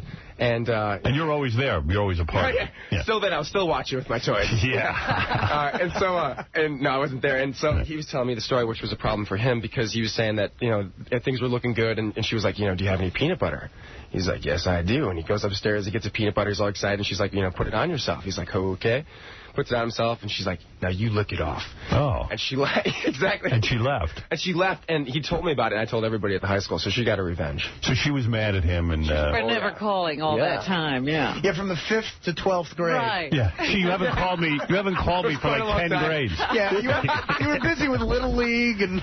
I can't believe chicks would hold a grudge that long because you didn't call him back in the 5th grade. It was like Eyes Wide Shut for the elementary school. It was really weird, you know. I remember sitting there, and I think they played weird music, and he would stand on his head, you know, against a closet, and I was like, whoa, what's going on here? Imagine getting laid in the 5th grade. That's got to be unbelievable. Even so sophisticated that you're switching off with your best friend. Yeah, he was a jerk, too, though. The best friend or your brother? He was like the angry guy. He was like, you know... the guy, you know, if you ever watch pornos, and he's just, like, really angry. We're in 5th grade. High-pitched voice, yeah. It's really good. He was like a sadist. Yeah. Like he'd beat her ass and... I don't know if he went that far, but it was really weird. So, like, your brother would always go first? I think so. Oh, I hope so. This is getting disturbing. Yeah. Let me get this straight. Do your parents know this? Yeah, I told it. I think on the Tonight Show on accident, but I didn't get to talk about it as much. Now it's like therapy for me right now. I guess for it's probably weird now. Your brother needs you to be in the room when he has sex, even as an adult. He's just used to it. That's the only way it can happen. Sean, get over here. It's pretty weird. And what would you do? Just like play with your toys and they'd be banging? Yeah. Wow. So much G.I. Joes, you know, and I was like... Did you get excited? No, I think I just remember looking, I was like, wow. I knew it was like for him to even get an erection or, you know, he didn't even have any pubic hair. Was it scary? Not really. I think I wanted to get in on it, but then after I was like... And they never let you join in? No. Yeah. You were too young. That's right. Yeah, I was way too young. 5th graders, not you. What were you in the 3rd grade? 2nd grade. 2nd grade. Yeah, don't turn this into a freak show, Sean. Yeah. Come on. It's already weird. Right. Let's go to Aaron. Aaron, you're on the air. Hey, what's up, Howard? You know. What's going on? I was banging at a young age, too, so it's not like a big thing. How old were you? I was 8. Well, you sound black. I am. Black guys... 8? Yeah, a lot of... I was 8 years old. Did you grow up in a ghetto? Well, I wouldn't say it was a ghetto. We have Chinese people in my neighborhood. Yeah, but it's a low-income area. Well, I live in Brownsville. Yeah, there you go. Yeah, 8 years old is actually old for a black guy. I mean, when do you actually start being able I don't want to... easy, Easy, pal. You're very graphic. Yeah, don't say Brownsville. I'm asking Howard. What age do you start to get aroused? Yeah. For Howard Stern? Yeah. It was about... I don't know. I don't remember ever getting, like, excited in kindergarten, but I know I like girls. Right, but I'm just saying being able to function, like you would know that you could do that. I think kids today start, like, how old are you? 26. All right. Kids today start younger because there's so much available porn. They learn what to do. If I had had some porno, I would have started early. When you did, because this guy's no youngster either. When did you actually know something was up? I know I must have been about, I don't know. For me, it was Spectrum. Did you guys have Spectrum TV? No. You had all that stuff. That was a great thing. The only thing I had was Stag films, and I didn't get those till high school. And you had to use your dad's projector and wait for your parents to leave the house and pull down the screen. But you knew you liked Ginger, and you used to go to your parents. Well, how old were you then? From Gilligan's Island? Gilligan's Island and stuff. And I guess I was when I first started playing with myself. Yeah. When was Gilligan's Island on? What year? 64-ish. Really? 4, 74, 84, 94, carry the 2, 40 years ago. So I would have been 9 years old. 9? Okay. Yeah. All right. Look at this guy hung up. He's screaming the word erection. Behind me. I wasn't paying attention. So 9 years old, I guess 8 is possible. Yeah. Some kids are exposed to different stuff. Like, if I saw 2 5th graders having sex, I think I would have got aroused in grade 2. Yeah, me too. Your brother, though. It's weird. But I didn't have any good... If I had had good porn at that age, I would have been much more aware. Good porn at 7? The only porn I had was... I had like a book called Honey West. Right. Which was a TV show at the time with this hot chick. Right. And I remember reading somewhere where she got tied up and held against her will, and I assumed she was crazy? Yeah, she was like naked and sprawled out on the bed, and I'd read that same page over and over again and pleasure myself. You didn't have good porn. You were like 8 or 9 men. Yeah, we didn't have HBO. If I had HBO, that would have been it. It'd be all over. It'd be all over. Yeah. Like, the government's all freaked out about this show. Kids aren't whacking it to this show. They're whacking it to HBO at a young age. I met a kid in a Sandlot once. You know, he must have been 7. And he was telling me how when his parents went to sleep, he would go downstairs and he'd watch the Cinemax nighttime movies. Of course. Where they'd Emmanuel. have naked women and all that. I auditioned for Emmanuel once. Really? Couldn't get it. It was really... No. That's bad. It was bad. That's what I knew. I was like, I don't think it's going to happen. You can't get into softcore porn. Then I did American Pie, just one step above. What's this multi-million-dollar deal you signed? 8 figures with Universal. What's going on with that? What? Did you sign some multi-million-dollar deal? No. No, I got way more than, I would normally get, but not multi-million. Oh, no? That would have been great. Well, you signed a couple of picture deal? Well, for American Pie 2, I was one of the only guys that didn't have to do it. Like, all the guys had signed options. Right. And I was like, well, I'm going to get the best thing I can out of this. And, Universal was really great for me. And so I wanted another movie. So there was a pay-or-play deal that they owed me. And then when American Pie 3 came around, the script was so good. And I was doing Bulletproof Monk. And I knew I was going to do, the movie that I did with The Rock. Right. Christopher Walken was the movie that they were going to owe me from American Pie 2. And then... See, all you got to do is get in one good movie. Right, and then it starts to snowball. And suddenly people owe you stuff. I would not be here if it wasn't for that movie. That is nice, man. Hey, good for you. All right, the movie is called Bulletproof Monk. It's with Sean William Scott, who's Stifler in American Pie. It's a great character. Thank you. Love that movie. Thank you. I've watched it at least 5 times. American Pie is so good. Cool. American Pie 2, okay, right? Not great. It's okay. I think the only thing that you got out of that was that the characters are fun to watch, but the story wasn't great. But, Jesse Dillon, Bob Dylan's son, directed the 3rd one, and it's really funny. Bob Dylan's son? Yeah. God, I'm sick of this. Not the guy from the Wallflowers. Funny? Not the guy from the Wallflowers. Another guy. Can't believe that. But he's really great, though. It's really, really funny. It is good. Yeah. So Can you imagine Bob Dylan's son having a sense of humor? No. That's odd to me, yeah. Sean was telling me in the green room, I guess he gets invited to, like, Hollywood parties and stuff now, so he got invited to, like, an interesting dinner party over at Dan Aykroyd's house. Oh, no kidding. Really? No, it was at his, what is it? House of Blues? Yeah, and there was, I walked in with my buddy, and actually this is one of the first parties I ever went to. And it was just the weirdest crowd. He knows tons of cool people. Yeah, but it was all just really weird. And, it was, John Lovitz was there, and Michael Bay was there, and Dan Aykroyd was like, hey, Sean, come over here, man. I was like, oh, boy. You don't even know the guy. Well, we worked on Evolution together, but I didn't really know him that well. And so then, I was sitting at the end of the table right next to him, and he had everybody, like, stand up, and he was like, John Lovitz, everybody, over here, John Lovitz. And he'd go off and his, like, film credits and stuff, and he'd go down the line, and he was like, Michael Bay, everybody, one of the greatest film directors of all time in Pearl Harbor. And I was like, what? Oh, and then God. He looked at me, and I was like, oh, no. And I was like, I'm done dealing with my cockroach. He's like, Sean Scott, everybody. And everybody's looking at me like, who is this guy? Yeah. And he, like, listed off my credits, and it made me even feel more embarrassed. Stifler from American Pie. He just got really quiet. Any hot chicks at these parties? No, there wasn't. There was just a really weird thing. I was like, everybody's going to have sex with each other soon. And all of a sudden he goes, I've seen this movie. And he goes, you and I, we're going to do a Western together. I'm going to write it. You and I are going to do a Western. I'm riding a horse down the roads. And I was like, yeah, okay. And then the horse breaks down from exhaustion because Dan's so fat.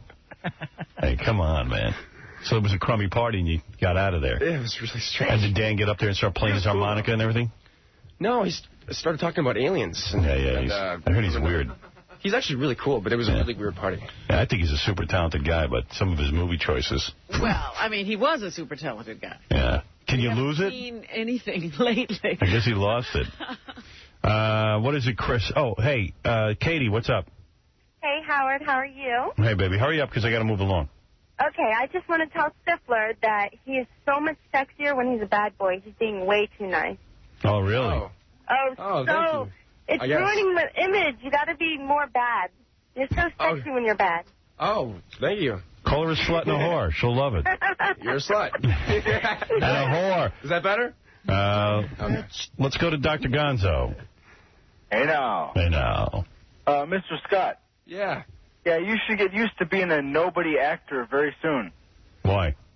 I'm going to be a nobody actor soon? He's already a nobody actor. Yeah.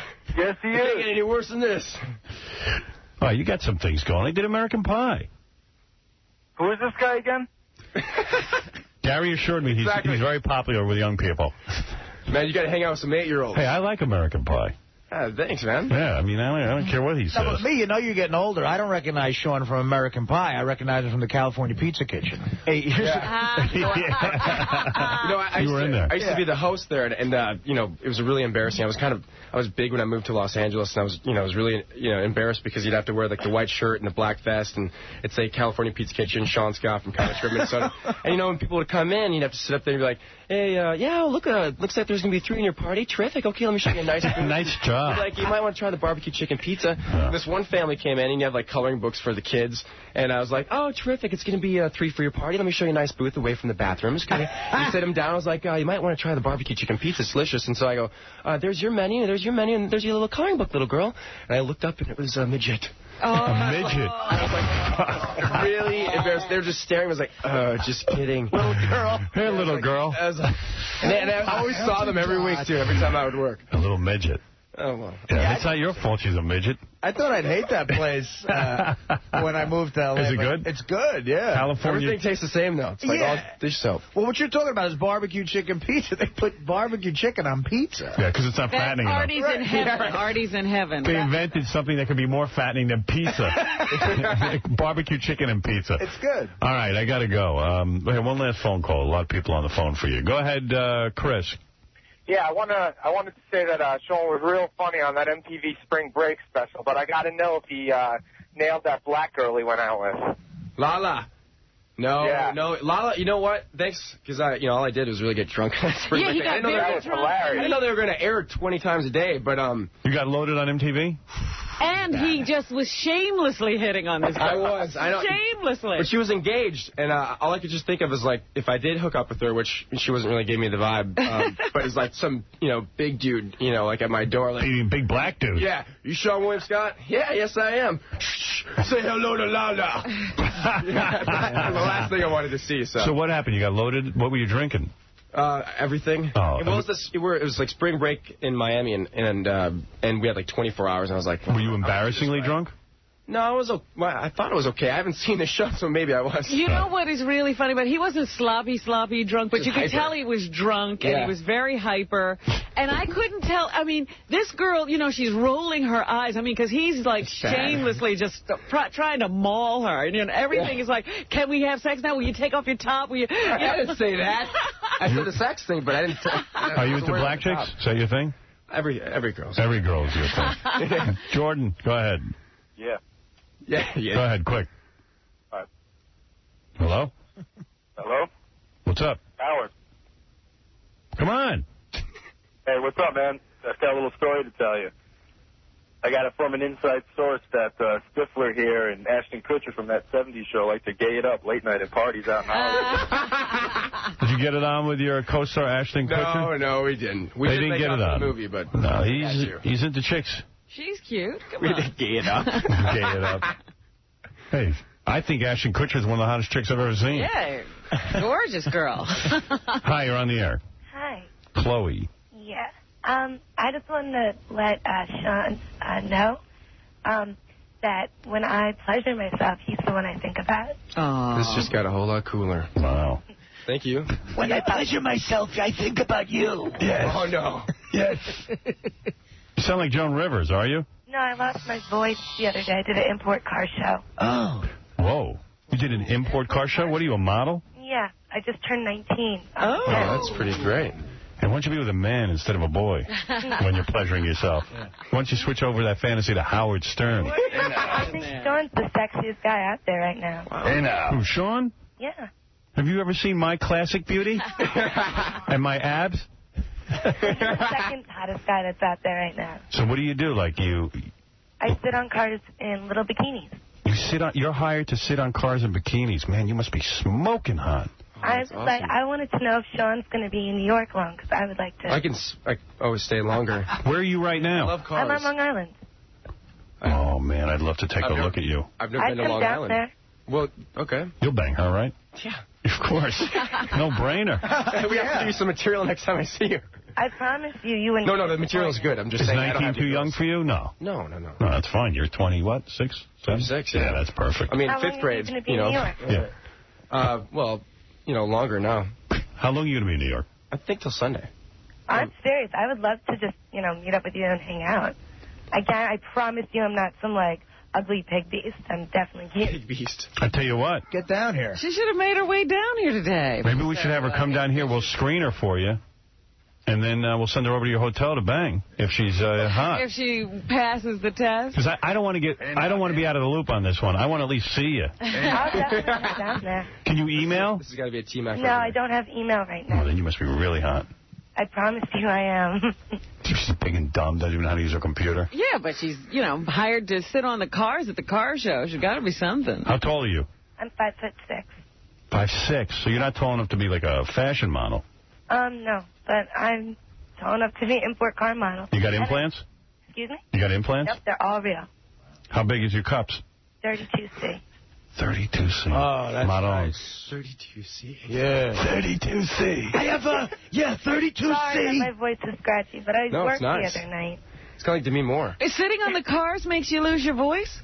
I have talked to people. There's tons of guys that They keep the car on, so the motor's very loud. Just to yell over it. But it's good. It vibrates her. Okay. So you're 19. You're a 32C. Yeah. What's your rest of your measurements? Well, I've got 26 hips there. I wear 0 jeans. Oh, 0 sounds right. How much you weigh, honey? I weigh 110. Oh. 5'6", 110. Perfect. That's good. I've got brown hair and brown eyes. My belly button's pierced. You like anal? I've never done it. Well, Sean's assistant just has to check. That's what they all say.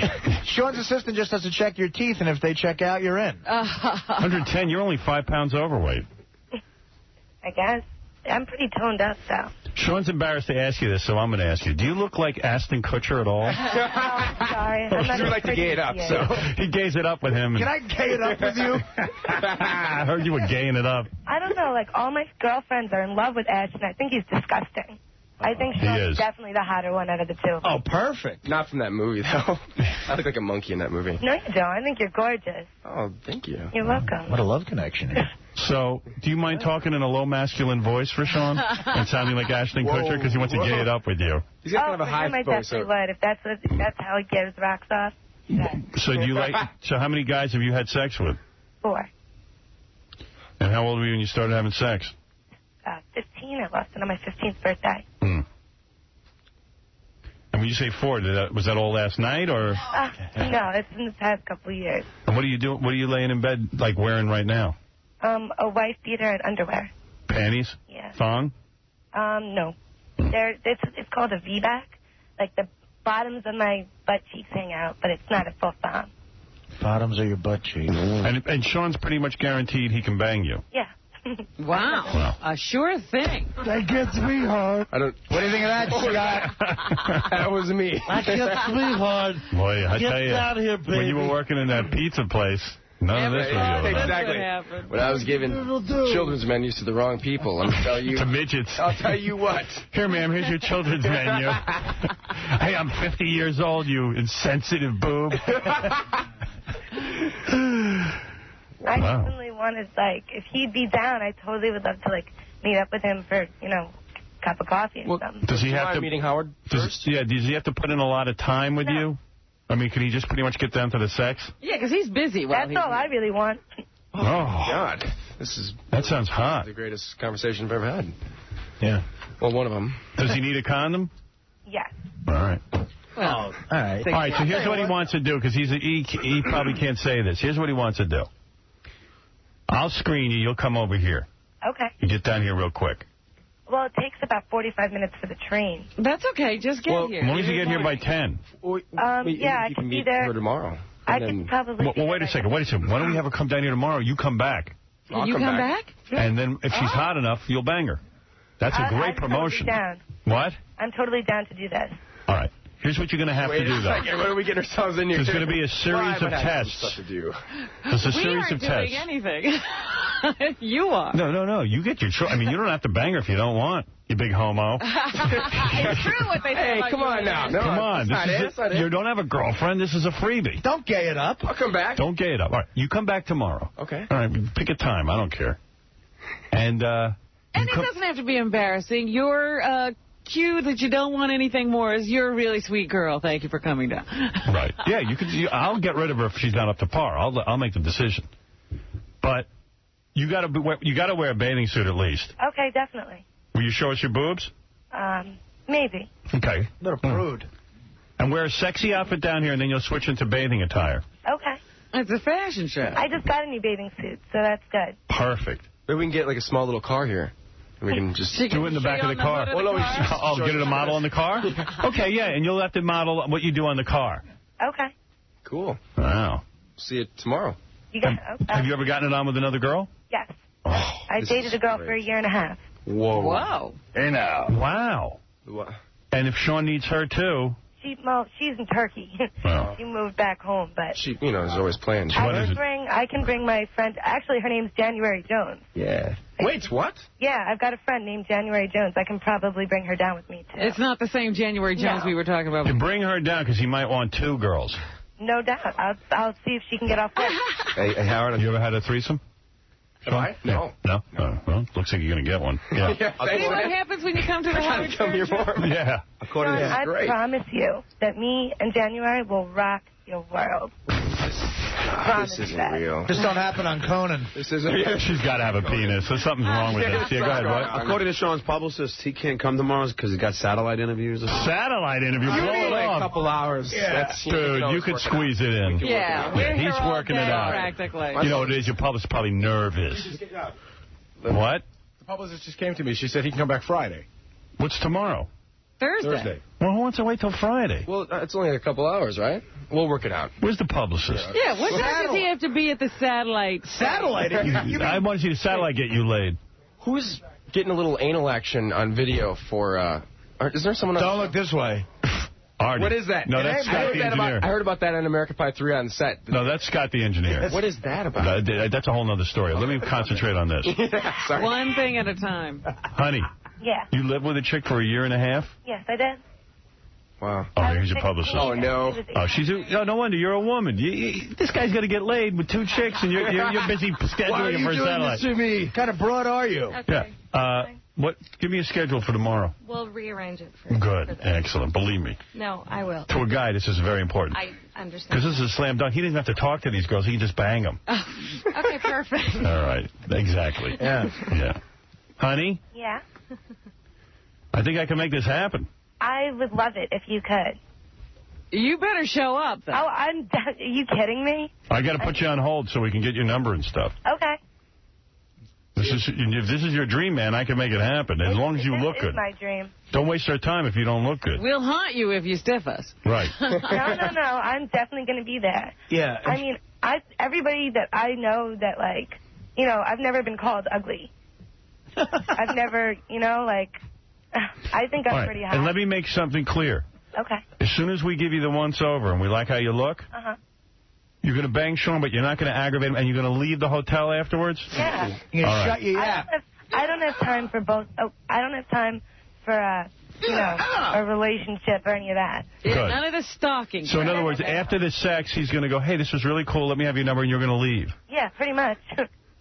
All right. I see nothing wrong with that. I can't see a downside to this. She's answered every question properly. Yeah. And he doesn't have, and like, as soon as you guys leave here, he can go over to his hotel with you and have sex with you. Yeah. It's my publicist in another room on the phone. I don't know. Maybe they'll have to change his schedule for that, too. Would you give him anal? If he'd want to, he'd be my first. Well, she's a virgin. She's an anal virgin. Wow. Well, glad we answered that call. Hey, do I get to watch? Yeah. I don't know about that. If you're lucky. Well, this conversation started off with you saying that I was being too nice, right?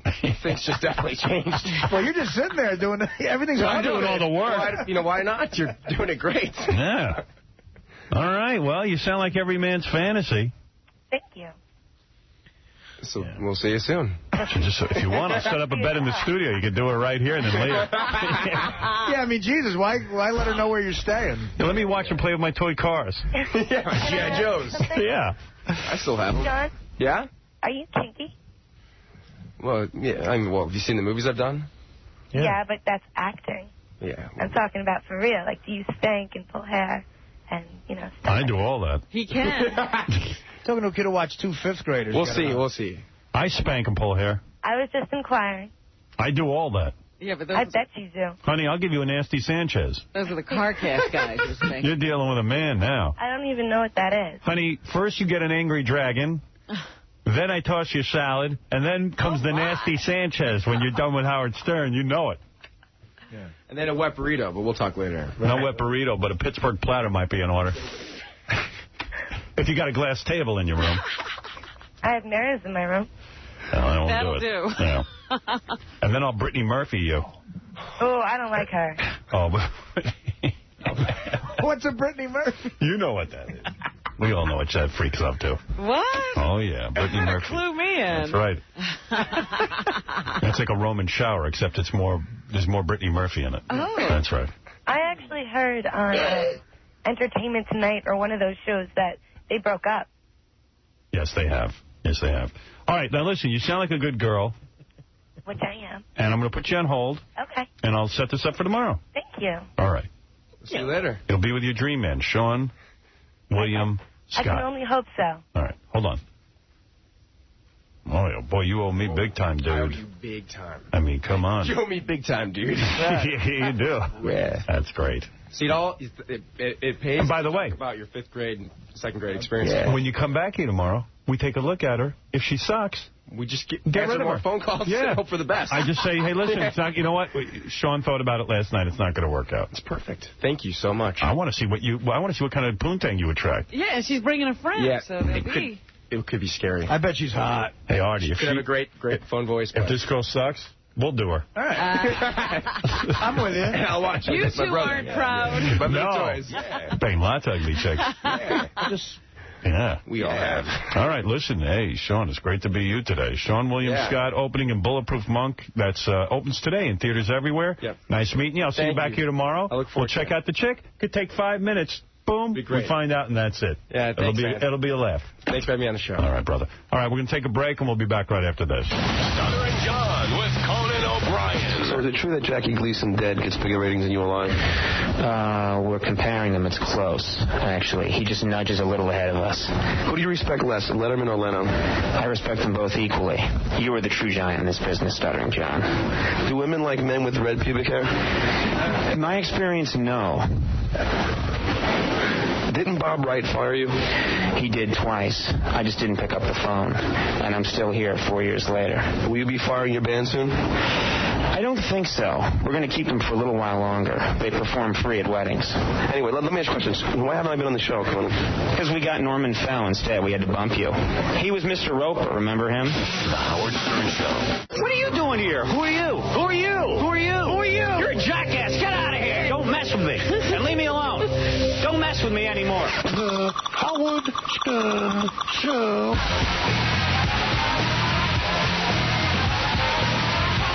Yeah, baby. We're going to Vegas on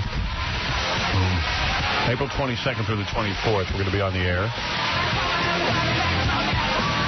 I'm in the middle of getting tickets for Siegfried and Roy while we're out there. You want to go with me? I've seen them. I don't think you need to do it more than once. All right. Are they gay? I mean, do they admit that they're... I mean, No. I don't think... No, they're not. Oh. They still act as if, you know, They're into they're chicks? into chicks. Yeah, I mean, I don't know if they're gay or not. I got to, it looks to me I know like they they're... live together. Yeah. They seem it, but probably not. You know, they raise their tigers together. You know what the other weird... Because I'd love to see gay guys do magic. Yeah. Now watch this disappear. You know what the other weird rumor I heard about them, besides the gay rumor, is that Roy, the original Roy, died in an accident 15 years ago. Right. And that this Roy is a fake Roy. No. Is the original Roy. I've heard that. It's like an urban legend. Yeah. But do you know that I think it's NBC, some NBC executive was watching the show and all of a sudden came up with an idea and they're going to animate a show based on Siegfried and Roy for NBC's next year. Brilliant. Because he was sitting there, the guy who had the idea, he was sitting there and he looked at the tigers and he said, I wonder what they're thinking. And so you're going to, I guess, hear the tiger. This isn't for kids, I hope, is it? I think it's supposed to be on prime time. You know what the Tigers are thinking? These guys seem gay. See, yeah, if we were doing it, the Tigers would be saying a whole group of different That's a funny cartoon, but are they really going to... They're not going to attack it the way they should. That would be great if the Tigers were real homophobic. Yeah, hey, get these homos away from me. I'll do anything but this. Don't whip me. Don't whip me, faggot. Well, I want to go. You want to go? I'm taking Beth. Who wants to go? You know what? I'm going to go. What? You going to go? Oh, yeah. I'll go. What? You want to go with us? Absolutely. Dana's coming out if it's a night when she's there, maybe. I mean, I know you don't want to give up a night of gambling. Yeah. For Siegfried and Roy. Actually, though, I would go check it out, sure. Yeah. Well, if everybody's going to go, maybe I'll go. Oh, wait a second now. You didn't want to go with me. I'm going to go watch you all. Oh. Yo, Howard, can we drink and yell crap out? Yeah. Nice. That's what I'm talking about. What do you mean, no? Are you going to... You're going to disturb the animals. So you're going to go? Yeah, I'll go. All right. Oh, that sounds fun when it's not just me. Boy, I must really not be fun. No. I thought you were just going to go. Now you're making it a whole party thing. Is Mr. X joining you in Vegas? Yes. Ooh. Oh, maybe he'll spill water on Siegfried and Roy. Throw water at them. What? Don't you fart. I'll bite you. Who is that? Who's that supposed to be? Mr. X. That's Mr. X. Yo, Howard, can we bring, like, giant inflatable penises and hold them up? Like we do at football games? You could. And by the way... Here they go. They're going to cancel again. Yeah, last time we went, they canceled. Like big testicles? Like no, I don't want to go and be, like super obnoxious. I really do want to enjoy the show, but I think it'd be funny if we were all there. You know we're all going to laugh just a second to hit the stage. We're going to be the giggling idiots. And then 5 minutes in, we'll probably get into it. No, we'll probably still be laughing. Don't they do, like, a magic trick? It's a magic show. Yeah. Supposedly, it's like a circus magic show, because there's huge animals, and they make them disappear. Can we get a block of tickets? Lots of dancers. Can you explain something to me? And then Siegfried and Roy. I'd feel a lot better if you guys were with me. Why the need to wear cod pieces? Why do they wear cod pieces? Because it makes their penis look big and it attracts men. Yeah, I mean, it's nothing. What do you think? It's pretty obvious. I'm telling you, this guy, I don't know Siegfried from Roy, but I think it's Roy with the dark hair. The cod piece is huge. Right. Huge. I can't wait to go. Look at me. I was going to go to Celine Dion as a goof, but I can't deal. That's not a goof. That's where we should yell stuff out. I hold up big penises. Hey, can I hold up a penis at the Celine Dion? Yeah, and then jab at her as she's flying over. Cut her wires. Can you French slut? I read an article. I can't handle Celine Dion. They say that the theater is very uncomfortable to be in. Celine Dion? Yeah, they said that she's got... Because she's singing there? No, she's got... Exactly, she's there. Because she brings her kid up on stage? She's got the heat turned way up, and she's got misters going, because she doesn't want to get that Vegas throat. Yeah. So it's for her, but I guess it's uncomfortable if you're sitting in the audience. She can't sing unless it's hot and humid. Right. She's singing in the rainforest. So we got to sit in a steam bath? Because you know what would make that theater more comfortable? If Aerosmith was singing. Yeah. Then it's better. All right, so agreed. Siegfried and Roy it is. All right. Fred, you going to go? Absolutely. Wouldn't miss that one. All right. No Benji, right? No. Okay. Wait. You can go, Benji. I would love to if you want to. What? Do we have to include him? I love when I hear Benji and he's not on mic. He's always, like, in the back. Maybe we shouldn't put his mic up. I would love to. I would love to. All right, Benji, we'll get you a seat. But if all the seats are taken, no Benji. I wouldn't expect it. You're in for now, but it could change. It could change. Like the plane. Right. Maybe I'll go a different day than you guys. No, Benji's invited, of course. I think it'd be fun to get a bunch of people to go. It'll be just cool. Get drunk. Can you drink during the show? We should do it after the drunk show. I think so. I'm trying to remember. I think you're like, I remember banquets and stuff. Artie's got a flask. You can get a Let's bring our I have a flask. I do, too. I have a Jets flask. I have 3 flasks. I could bring one for a couple of you guys. Yeah, you can bring one for everybody. You got to stick it down by your crotch so they don't search you when you go in. Yeah. But I'm almost sure they serve drinks. That's why I have a cod piece, so I can put my flask in there. You might even be able to have dinner there. I forget. I don't know if I want to eat dinner there. The mayonnaise. That's a little too much. But it'd be great being drunk at a Siegfried and Roy yeah, we'll have fun. Yeah, you don't know what's going on. You take a swig. Hey, that's pretty funny. Where the hell's that elephant? It was just there. The elephant next to the two gay guys. Everything's funny when you're drunk. Oh, it's the greatest. Right. And then they show you videotape of them frolicking around. In their house? At their home, I think. It's a great show. Casey, that's when you would be yelling stuff out. I'm psyched. Hey, was that your house? What is that, a pink couch? We know what that means. So, they caught this big terrorist, man, and I am so thrilled. This guy, Abu Abbas. Abu Abbas? Yeah. He, the Leon Klinghoffer guy. Yeah. That was the dude, the terrorist. Remember the old guy who was on a ship in, like, Greece somewhere?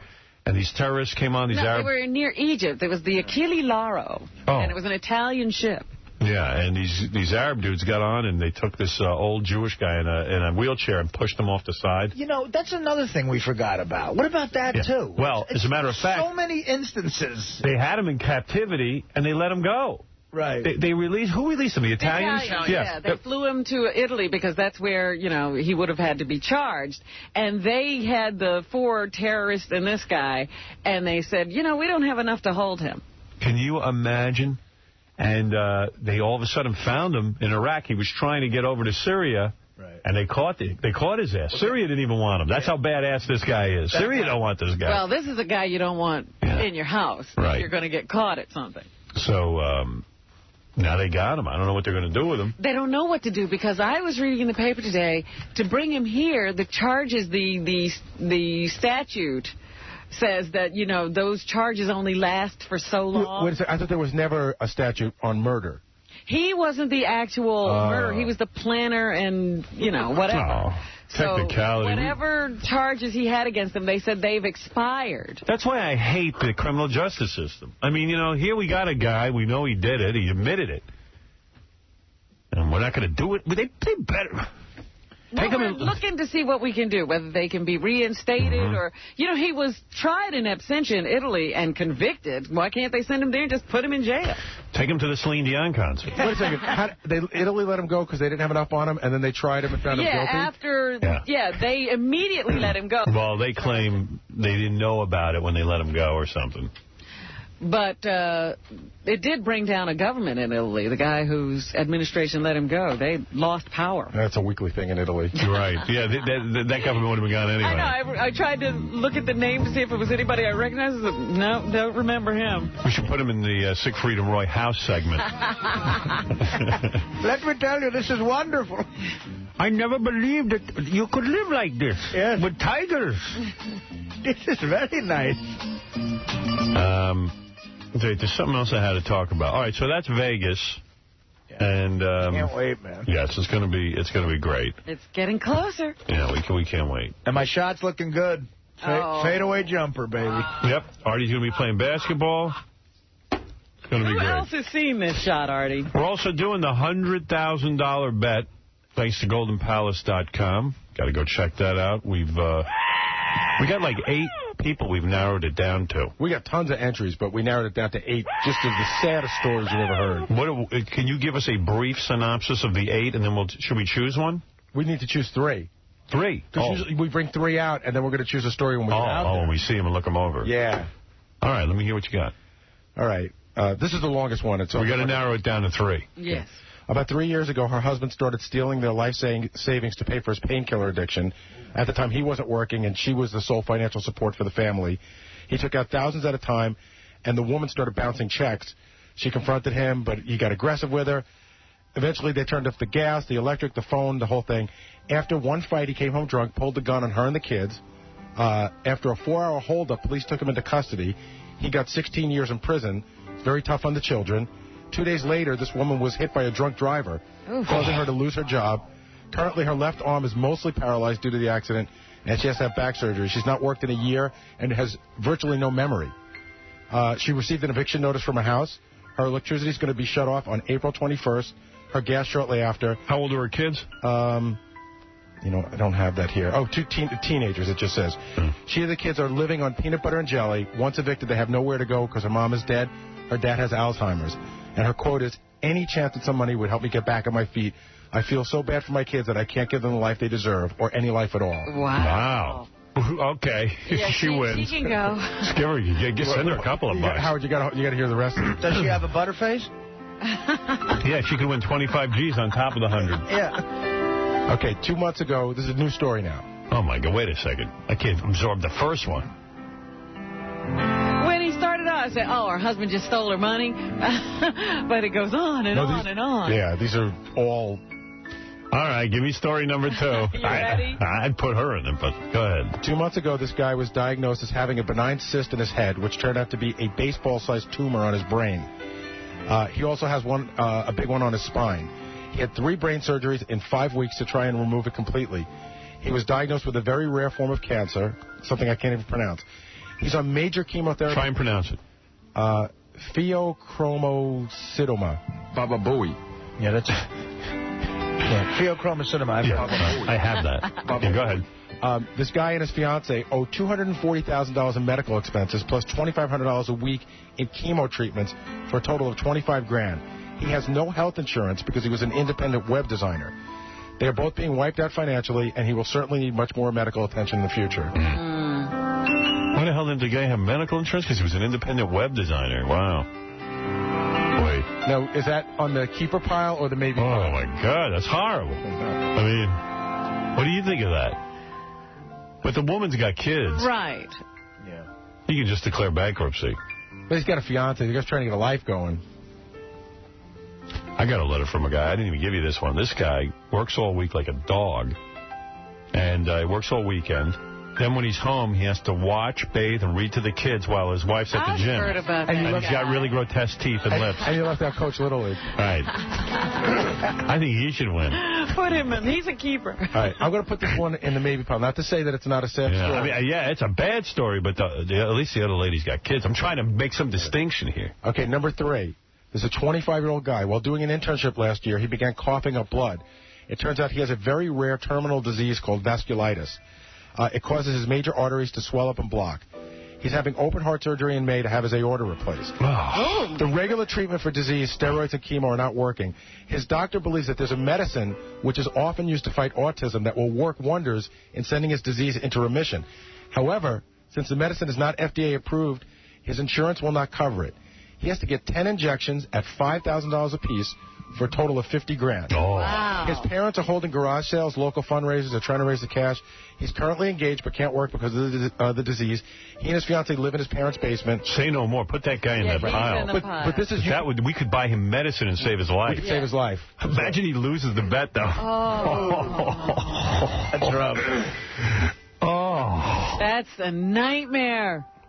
Wow. Yeah, that's a definite with the broad. Go ahead. Okay. This is a 50-year-old woman with 2 kids, ages 12 and 13. Her life was turned upside down when her husband died 10 years ago. She uprooted herself and the kids and moved from Tennessee to Michigan so she could be closer to her family. Turns out the husband owed $6,000 in back taxes, which she did not find out about until 5 years later. She's been doing her best to pay it off, but, she doesn't have a lot of money. So with late fees and interest, the total now stands at $65,000. Oh, my God. On the original $6,000. She was forced to declare bankruptcy last year. She's currently unemployed. She's been working as a dental technician, but times are bad. She got laid off. Her mother, who is her best friend and main support, is dying of Lou Gehrig's disease.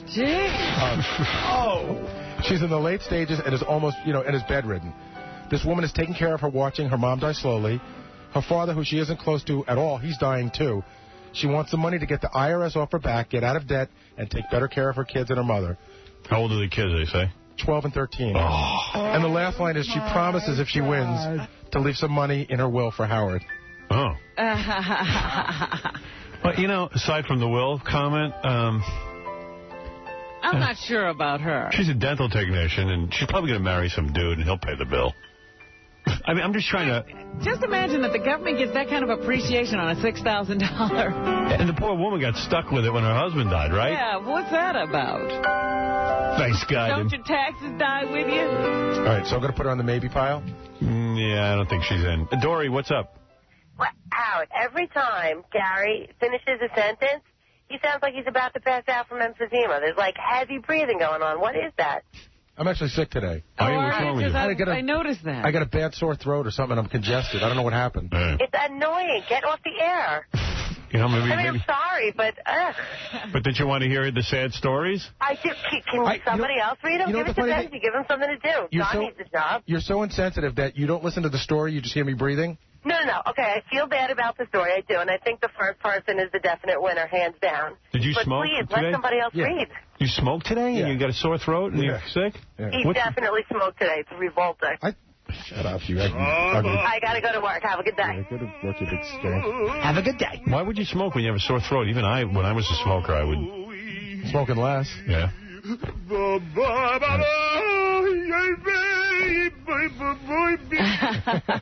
Winner number 5. Debbie Schlussel, you're on the air. Hey, Howard. You were talking about Abu Abbas, and I just wanted to say that that's another reason we should go into Syria, because did you know that the one remaining survivor, the surviving terrorist who conducted the Munich Olympic massacre of the Israeli athletes, is living in Syria? That's right.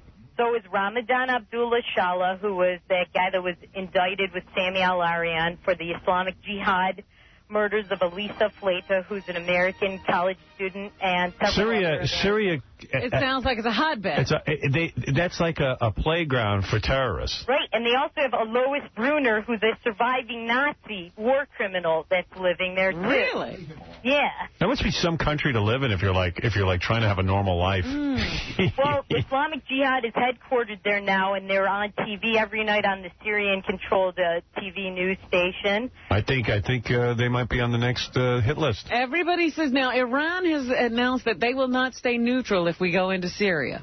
Good. So then we can bump them both off. Opportunity to take them both. Then we can take them both out, and then we'll really, you know what? With Syria, Iran, and Iraq changed, and Afghanistan, I think you got a major play there, and I think you really make a statement. Do you think Saudi Arabia gets in line?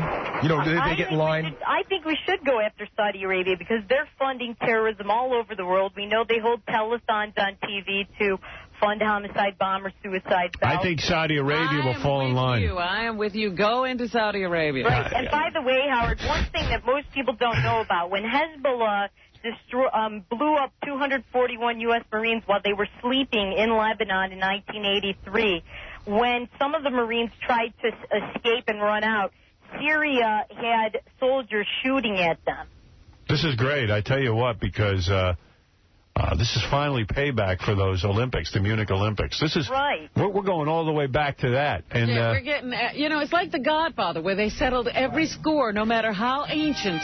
Yeah, settle it now. Settle the score. And Howard, the thing is, Syria is supposed to be our ally in the war on terrorism when they're fomenting it. Why is it that we indicted this guy, Ramadan Abdullah Shala, and they refused to extradite him to our country to face charges? Debbie, we do have a contest in Vegas where the body is better than the face. 25,000. Well, you guys said you didn't like my body either. All right, Debbie, I got to go. Thanks, Debbie. Happy Passover. Thank you, Debbie. Debbie Schlussel. A top Jew. She's like the #1 Jew in the country. She is Jew Information Central. Yeah, she's an angry Jew. What crime is frowned upon in Syria? Because clearly mass murder's okay with them. I don't know. That's a whacked-out country. Yeah. But here's the opposing view. Here's Tim Robbins saying how... We shouldn't go into Syria? Well, how we shouldn't go into anywhere. He was against the war in Iraq. Right. When you see the reality of war, you realize how atrocious it is. And I think the American public would turn on a dime against this war if they saw some of the children's heads blown off. Well, here's what I have to say to that. Think about the children's heads blown off in the World Trade Center. Yeah. And that'll get you good and angry. Does he remember that? He doesn't remember. I'd like to push him off a boat in a wheelchair so he knows what that's like.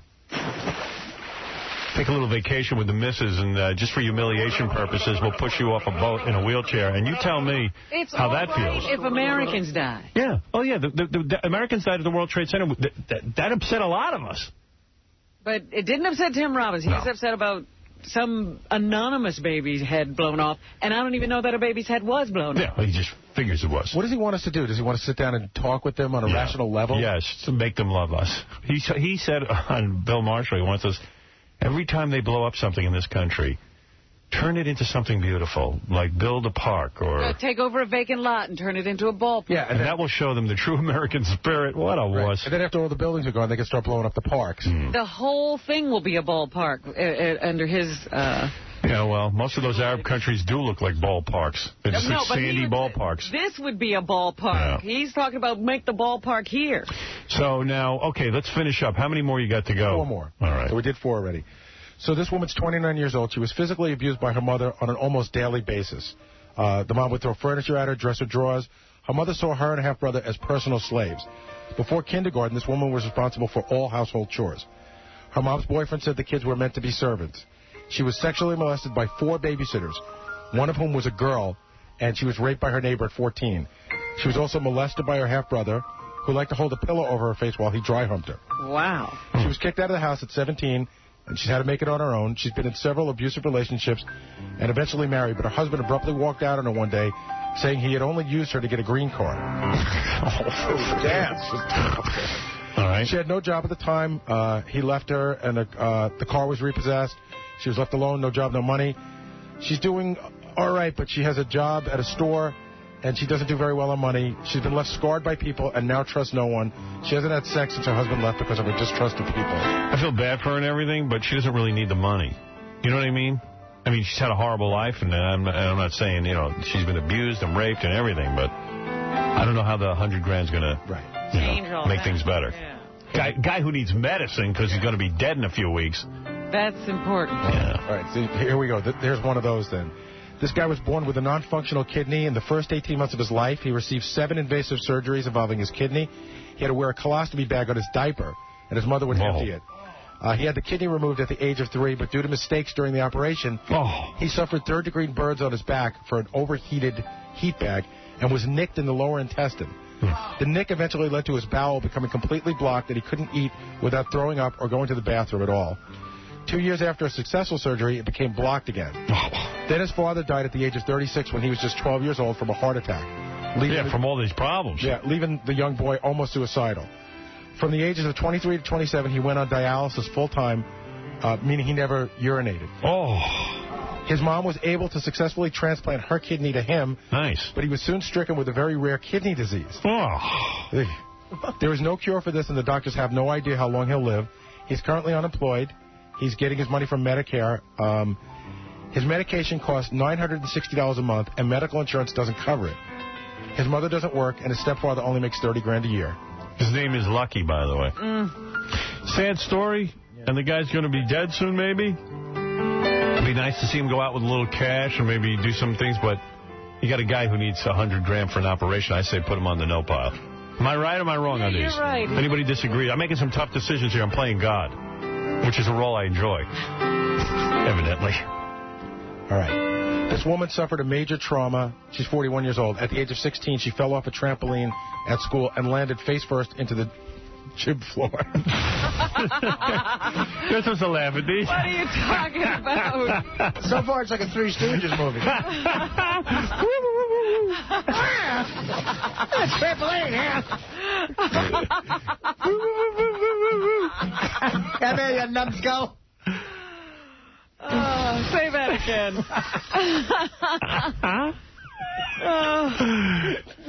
What? Can't even go on.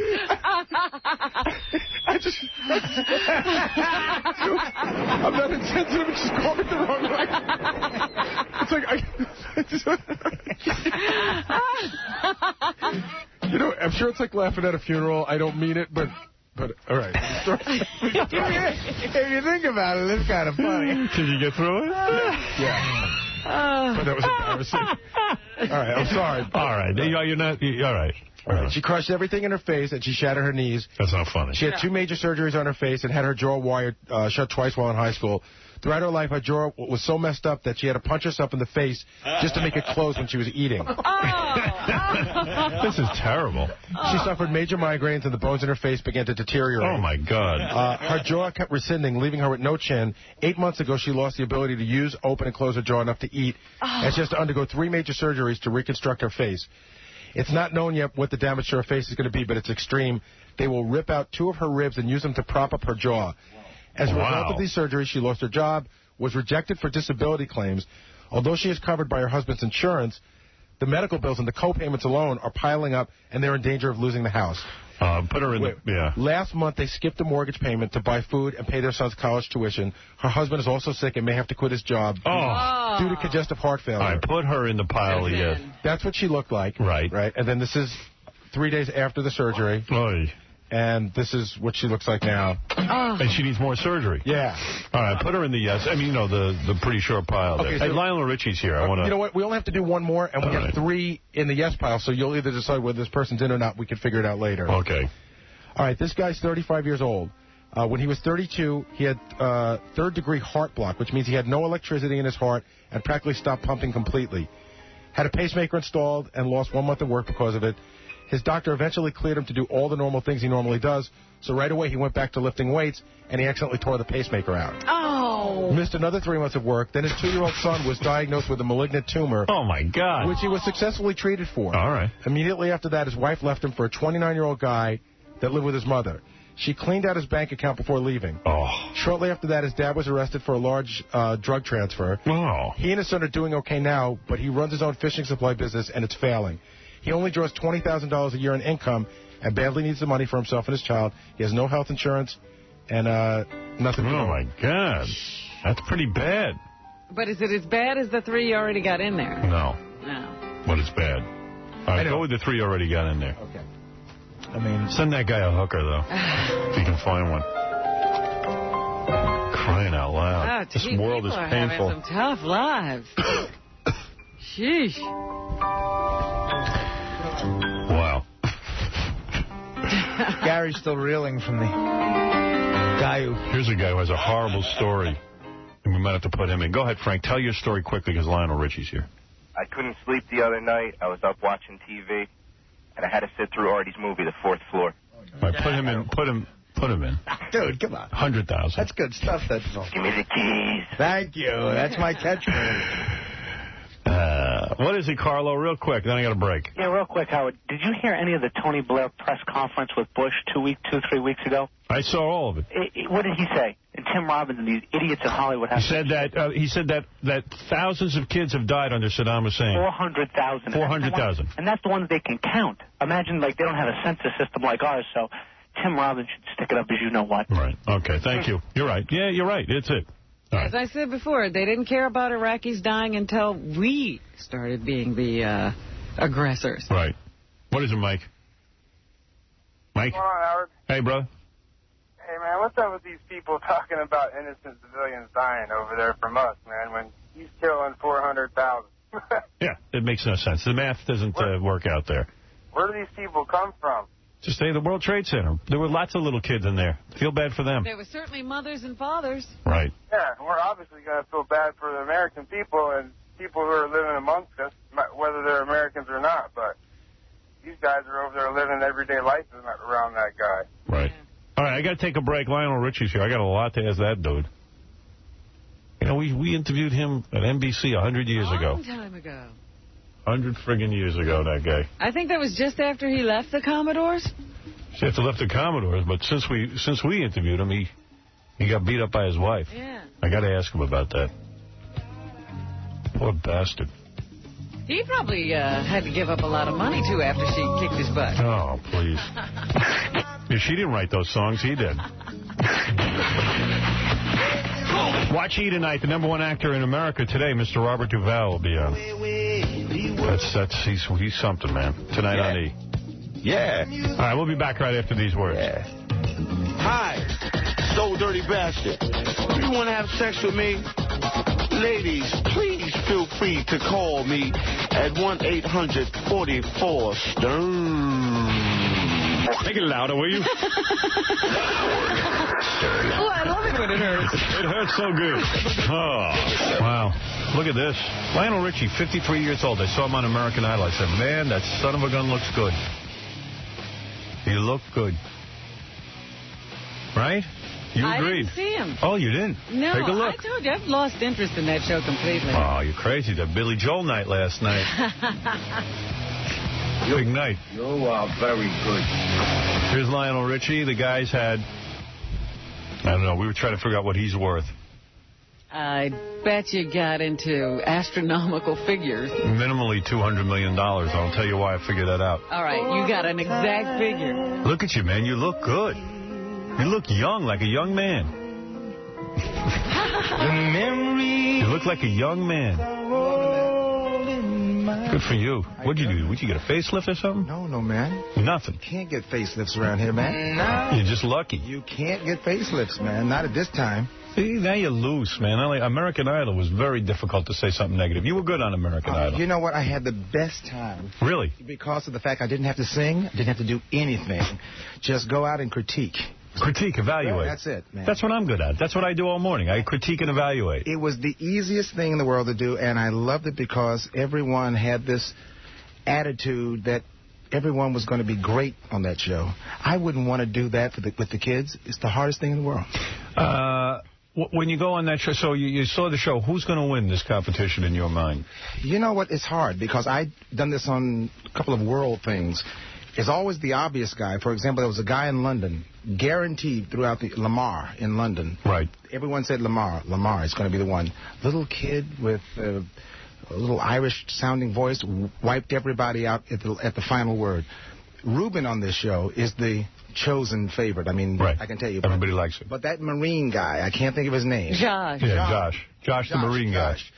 Watch out. That's Garth. Really? That's Garth Brooks with a Marine uniform on. Watch out. He's coming down. My mind, he's got to go. The blonde, good-looking chick who's big phony, she's got to go. Great. The other blonde chick's got to go. It's going to come down to 3 people. Ruben. What was the first guy?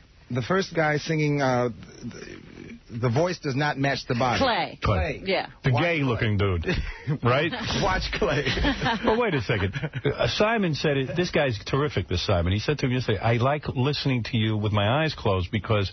Yeah, no. He's very effeminate. I don't know if he's gay or not, but you know as a performer, you got to get up there and... He sounds better than he looks. He's disturbing to look at. I must tell you, and I can't criticize him too hard, because when I first started out in the business, I had my friends walk up to me and go, man, where's the voice coming from? Really? They thought you were disturbing to look at? I couldn't. I was not the basketball player. I was not the football player. I was not the jock. You were not the stud. I was not the stud. So all of a sudden, Lionel Richie walks on stage and starts singing, and the girls start screaming, and they started going, come on, man. Let's get real. Let's keep it real. Not you. Not Lionel. Now, how is it that you're a guy 53 years old, you don't have any lines in your face? Nothing. No, let me tell you. It's genetic. I'm going to tell you this right now. I would love to tell you it's yoga or it's you watch what Pilates. you eat? Moderately. Yeah. No, let me tell you. The thing about it, my grandmother on my mother's side lived to be 104. Oh. My grandmother on my father's side lived to be 98. So you really are just middle age. It's just genetic. You have no gray hair. Do you dye your hair? No, we dip it, we dye it, and we fry it. Yeah. You do? Yeah. There would be some gray in there, absolutely. Man. But you know, we try to keep it as fresh as we can, as we say in the business. So that's all you do. Are you doing the mustache as well? Because there's no gray there. No, we don't. You yet. dye your mustache? We haven't started that yet. No, we haven't started that yet. But right here on the corners, yes. Yeah, we just kind of keep it away for a while. Nice. Yeah, doing pretty good, huh? Yeah, you look good. Yeah. Do you have to dye your pubes?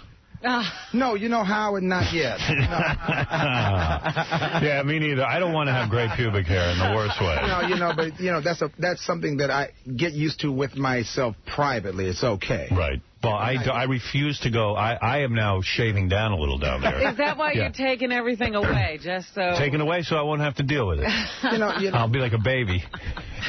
I'm hung like a baby. Why should I look like one? You don't shave down over there? You don't groom that area? No, you know how it is. Really? No. You're keeping it real? Well, we try to keep it as real as possible. I just pray that it stays there for a while. Right, That's all. As time goes on. Listen, we're trying to figure out your net worth, and I'm going to tell you something right now. Because I'm reading over these statistics. You're a smart businessman. Oh, yeah.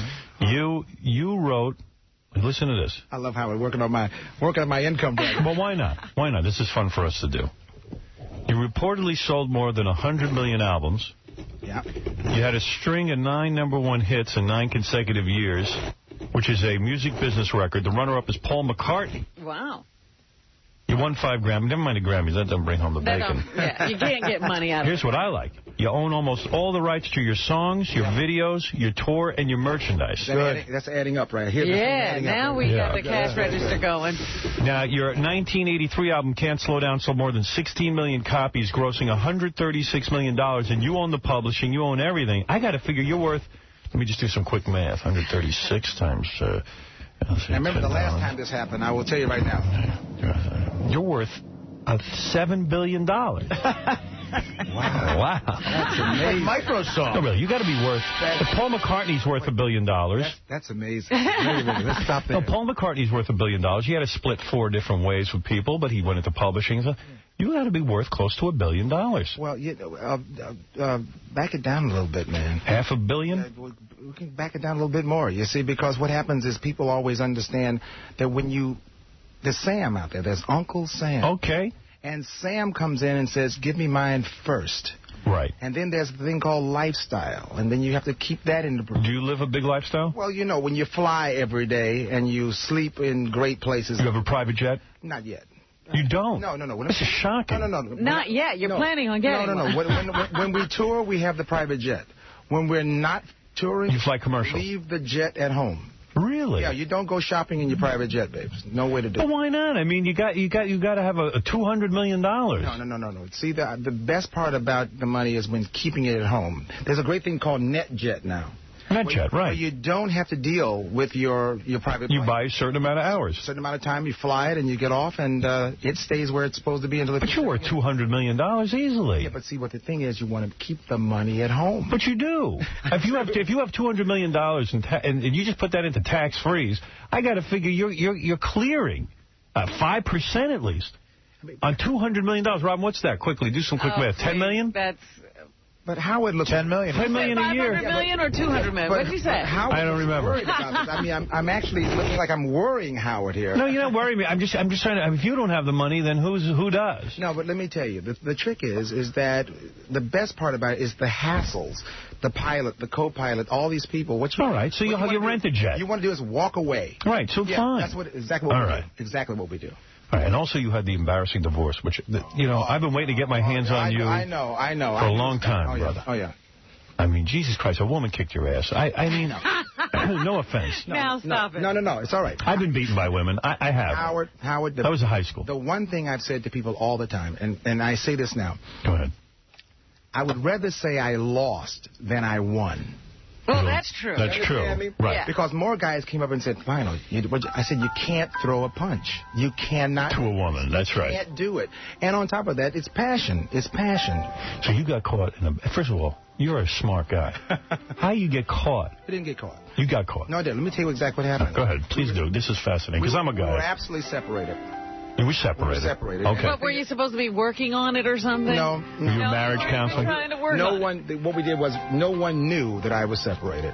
And that's the whole thing. So when it blew, I don't it was agree like with that. Lionel was caught. It was not. It was All right, a major but how'd your wife find you in the arms of another woman? No. That wasn't it? No.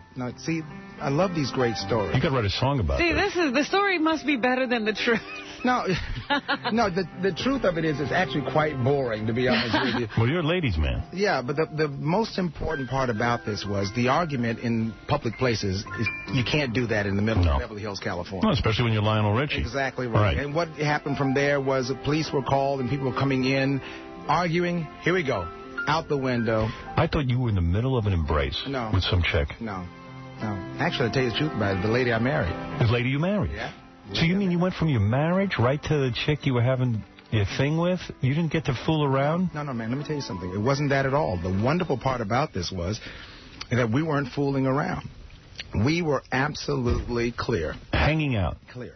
And the most important... I thought she caught you naked, and you had to run out with your clothes naked, and she kicked your ass while you were naked. You know what? That story is better than what you was. Right, here's the story. Here's the story I heard. Yeah.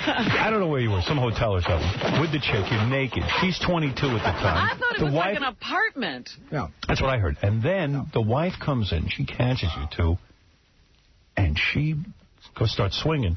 You run out naked, she beats the crap out of the chick you're with, and you run out the door. And you were receiving oral. But you know what, though? I love that. I wish some chicks would fight over me. I have to admit something. Yes. That is better than the story. So the story is you were just hanging out with this chick, and the wife came over and started She was arguing. upset because people found out before you were ready to You must bang her good if she's fighting for you. No, I tell you something. It was passion at its finest. And the thing about it, which is so wonderful about it, is I hear these stories every single day, and the joke of it is that by the time you finish hearing the real story, it's like telephone. It's almost like now I feel almost embarrassed to say it was not that big a deal. What is it, Baba Booey? The thing I remember was I kept reading that there was someone got kicked in the stomach. That was like the big thing in that story. Somebody, I think that... I thought it was Lionel. But the other thing was that Lionel eventually did end up marrying that woman, but you went back with his wife that he was married to at the time for 2 more years. Boy, that sounds even more exciting. That didn't happen either. No. You didn't try to reconcile at all? No, let me... Oh, my God. All right, go through the whole story. I'm going off the notes. Fabulous. You're with the chick, the wife walks in, she starts an argument. Yes. No. First of all, we're in the front yard. Right. The car passes by. She pulls out. We start arguing in the front yard. We're making noise. The police show up. Ruckus, the whole thing. I leave. We leave. Police arrest everybody because we're making noise. That's it. That's it. And the joke was, from that, you heard, oh, my God, it was a fight across the street and the brawl. Never. The interesting part about it is by the time you finish telling the story in 15 different languages, man, you got a pretty good thing going on. Right. Well, you know what it is. My story's better than yours. Your story's better. It is a better story. Yeah. That's what I'm saying. It is embarrassing, though, when you're Lionel Richie. You're this successful, beyond successful, and then the cops have to be brought in and stuff. But you know what? Let me tell you something. It's so real. It's life. It's so real. But does it make any sense that she would be this upset if you're already separated? No. Because the guy's hung like a horse, probably. Thank you very much. Are you? I'll take that. Are you? I'll take that, Howard. What is it so great about... To sleep with Lionel Richie is what? Great? Can that rumor go out right now? Yeah, you'll take that one, right? No, but you should bang Lionel, Robin. Find out what's doing. Well, then we'd have another ruckus. Right. No, yeah, Robin could kick some ass. Robin. The good news here is that in passion, you know passion. Passion. Not really.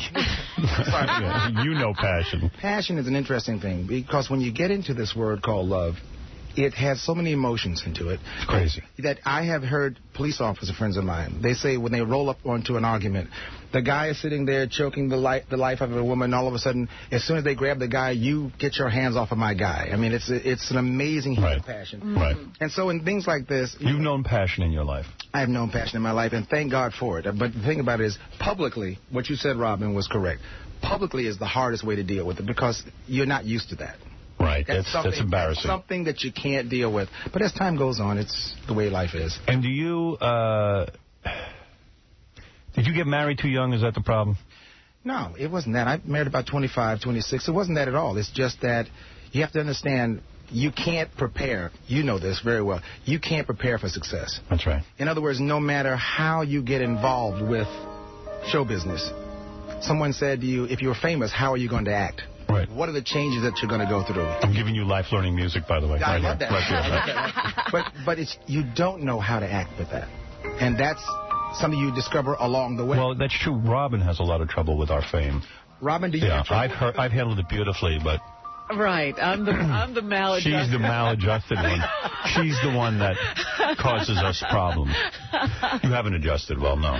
No, I'm still reeling, as a matter of fact. But I always say to people, money doesn't change you. Money only magnifies you. Magnifies all your problems. That's right. So if you have a little bit of a problem here or a little bit of an anxiety there, it's only going to come to the surface the more fame and fortune you get. So did this woman you were married to get half the Lionel Richie fortune? She got a good portion of that bad boy. Not half. Yeah, young, she got half. Yeah. At that time. I mean, he's probably made more. Yeah. Oh, just a minute. Let me just do something for a minute. Hey, let me join you. Oh, man. That was the kick in the stomach. Well, that was the kick. That's the kick in the stomach we read about. But you know what? I will say something, though, in all honesty. When you're working together as a team, and you hear the story all the time about working together with someone, but let me tell you something. The amount of work that the spouse puts in. Oh, come on. No, not You're not going to convince Howard. No. Oh, come on. Howard, I'm not going there all the way. Who wrote the songs, Lionel Richie or the spouse? Come on, let's be honest. I'm with you. All right. I'm with you. Yeah. And, of course, they did have to stop me. I was about to jump off the building. Because the odds of making it... perspective now. No, it's very difficult to give away half, isn't it? You try to rationalize that in your head. There is no way you can possibly rationalize it. You know what I always wonder, because at your level now, we're talking, these are major bucks. Yeah. You're still going to be incredibly wealthy even after you split it. Doesn't matter. Robin, listen to what Howard just said. It doesn't matter. Because you have to work so goddamn hard for it. Doesn't matter. And especially... It doesn't matter. Yeah. Right. Two things Two things are very difficult to write. Let me tell you. It's the check for the IRS. Very difficult to write. Yes. And the check saying half. Yeah. You know, it's just, I don't care how you slice that pie. Well, you know what's difficult to write are the songs that made you the money. That's right, and it's difficult to get up at 6 o'clock. You start asking how many world tours was that? That's right. That's right. Well, I want to ask, how do you still write those love songs to women after you get ripped off like that? How do you get remarried after you have a situation like that? How do you go back into that? Right. There's a great phrase that I did not write. It's called "a fool for love." Right. Now, let me explain something to you. I was the first guy in the world to say, I will never, ever go that route again. But let me tell you, I found Diane, and everything changed immediately. Right now... What do you mean? I am so amazingly happy right now. Really? How long have you been married? 8 years now. Really? With Diane. But we've known each other forever. But the point is that what comes with the right person is a great sense of stability, a great sense of togetherness. You know what I'm saying? Peacefulness. Peacefulness. And I mean, I actually can go home. When I open the gate, I am no longer this guy that performs on stage. I am actually a guy at home with Dad and the kids and the whole... You got kids with the new wife? 2 kids, 8-year-old Miles and a... Doing it all over again? Come on. Why are you frowning up, Howard? You got that look on your face. I just don't want to see you here in 5 years telling me you got to give away half again. You get the prenup this time? No, Howard. No prenup? No, everything's... No, guys, everything's fine. Whoa, okay. All right. Calm down. Calm down. You don't have to worry about lying. We don't have to get too excited. But let me just say this to you. It's a great sense of peace. I'm telling you, when you find the right person. Howard, I'm telling you, it could help. Do you have this song that I wrote? Once, twice, 3 times the alimony? You remember that one? You don't ever even heard it. I heard the first wife got $250 million in divorce. Who? That's what I heard. No, let me tell you, Howard, that goes right back up to the other story that you heard at the beginning about the big brawl out front. Well, I wish you luck with this new marriage. I truly do. Now, you got a new album? A new album that's out called The Definitive Collection. Well, here it is. Available in the stores now. Check out Lionel at LionelRichie.com, too. Let me see that. There you are on the cover. And you didn't airbrush. That's what you look like. No, that's exactly what I look like. Yeah. So this is all your hits, everything remastered, remixed? The good part about this is we put, they wanted to find out what songs I liked the most. And I put this little collection together of the things that people most request from my thing. Were a lot of these hit songs to women based on the first wife? Is that embarrassing? Like after No, let me tell you something. It's an inspiration because I think about the songs that I wrote then to think about could I write the songs today. For example, there's a line, my funniest line, I'll give you everything, my love, my endless love. Who is that written about? Well, at the time, the first wife. That was innocence at its best. Yes. And now you think about, I'd give you half. You gave a lot. I'll give you half my love. But you know, the beautiful part about these songs is that in love, there's an innocence that comes along. I don't care how, every generation that comes along, I have tried to find a new way to say I love you. Where do you live now? You live... Los Angeles. Los Angeles? What, do you got, a big mansion or something? I got a great place out there. Estate? Beverly Hills. I have to make my way out to your estate. On, you got to come on out. Yeah, I will probably come out there and hang out with you. You hang out much out there? Oh, sure. That's my playground. Are you kidding? Look at me. No, I haven't been out there in a while, but I would like to go... well, come on out. I'll invite you at the house. I want you to have you. All right, I have a couple of your songs here I'm going to play right now. I ate sunflower seeds at night. This is my favorite. A pint of corn today. Spread my cheeks deep and wide. Who came through on the other side? What made you write that? These were the crazy comments. You know, I was so inspired. That was one of my... Where is the CD? Give me that CD. Let me take a look at some of the songs. That song was written right after the divorce. I'm hungry. Feed me now. Love this one. This is when I was depressed. I'm gonna eat something. Yeah, you were down. I was really down on this one, yeah. There's a lot of foul language in that song, I remember. Oh, here you go. Let's see. Look at all these hits. Hello. Play a little Hello, Fred. You got the CD? You got it up? Wow. Hello. Sometimes I feel my heart will. This is all for the first wife. Howard, you got to stop singing. Goodbye. Goodbye. Take care. I'm just got to let you know. 3 times a lady. Go to track 5. He'll remind people some of these songs. Yeah. They don't realize what you wrote here. Wow. This was right, I think, before the divorce. No, there was many years before the divorce. Many years. Yeah. that you give. Robin slipping her pants off. Oh, stop. Hey, what did you think on American Idol when Simon Cowell criticized your performance? Oh, yes. You know what? I tell you something. He took a shot, but the joke is he winked before he took the shot. He did. Yeah, so I kind of looked over there, but it was kind of like, I said, what? He said, not only is that not like Ricky's performance, he said, I didn't necessarily like your performance either. I said, what? But I must tell you, he took a shot, but I'm coming back. See, You're going to go back on the show. I'm going back on the show, and now that I know where he's coming from. Did you see it last night with Smokey Robinson? I didn't see it last night. I love Smokey, but he looked like a cigar Indian. You know, one of those. What happened to Smokey? Have you seen Smokey lately? Yeah. I've not seen Smokey in about a year. No, I haven't. Hey, I saw a picture in the paper of your daughter from your first marriage. Smoking Nicole. hot. Oh, Nicole. What are you doing with her? Let me tell you, holding my breath is the word. Yeah, she's a very hot chick. What's your model? With a 21-year-old, let me just tell you something. These are wild times for young people, My right? father said something to me, and now it's coming back to me. He said, one day you'll get yours. And it is now happening. Any guy would ever need in life is one daughter. I got 3. 21 years old.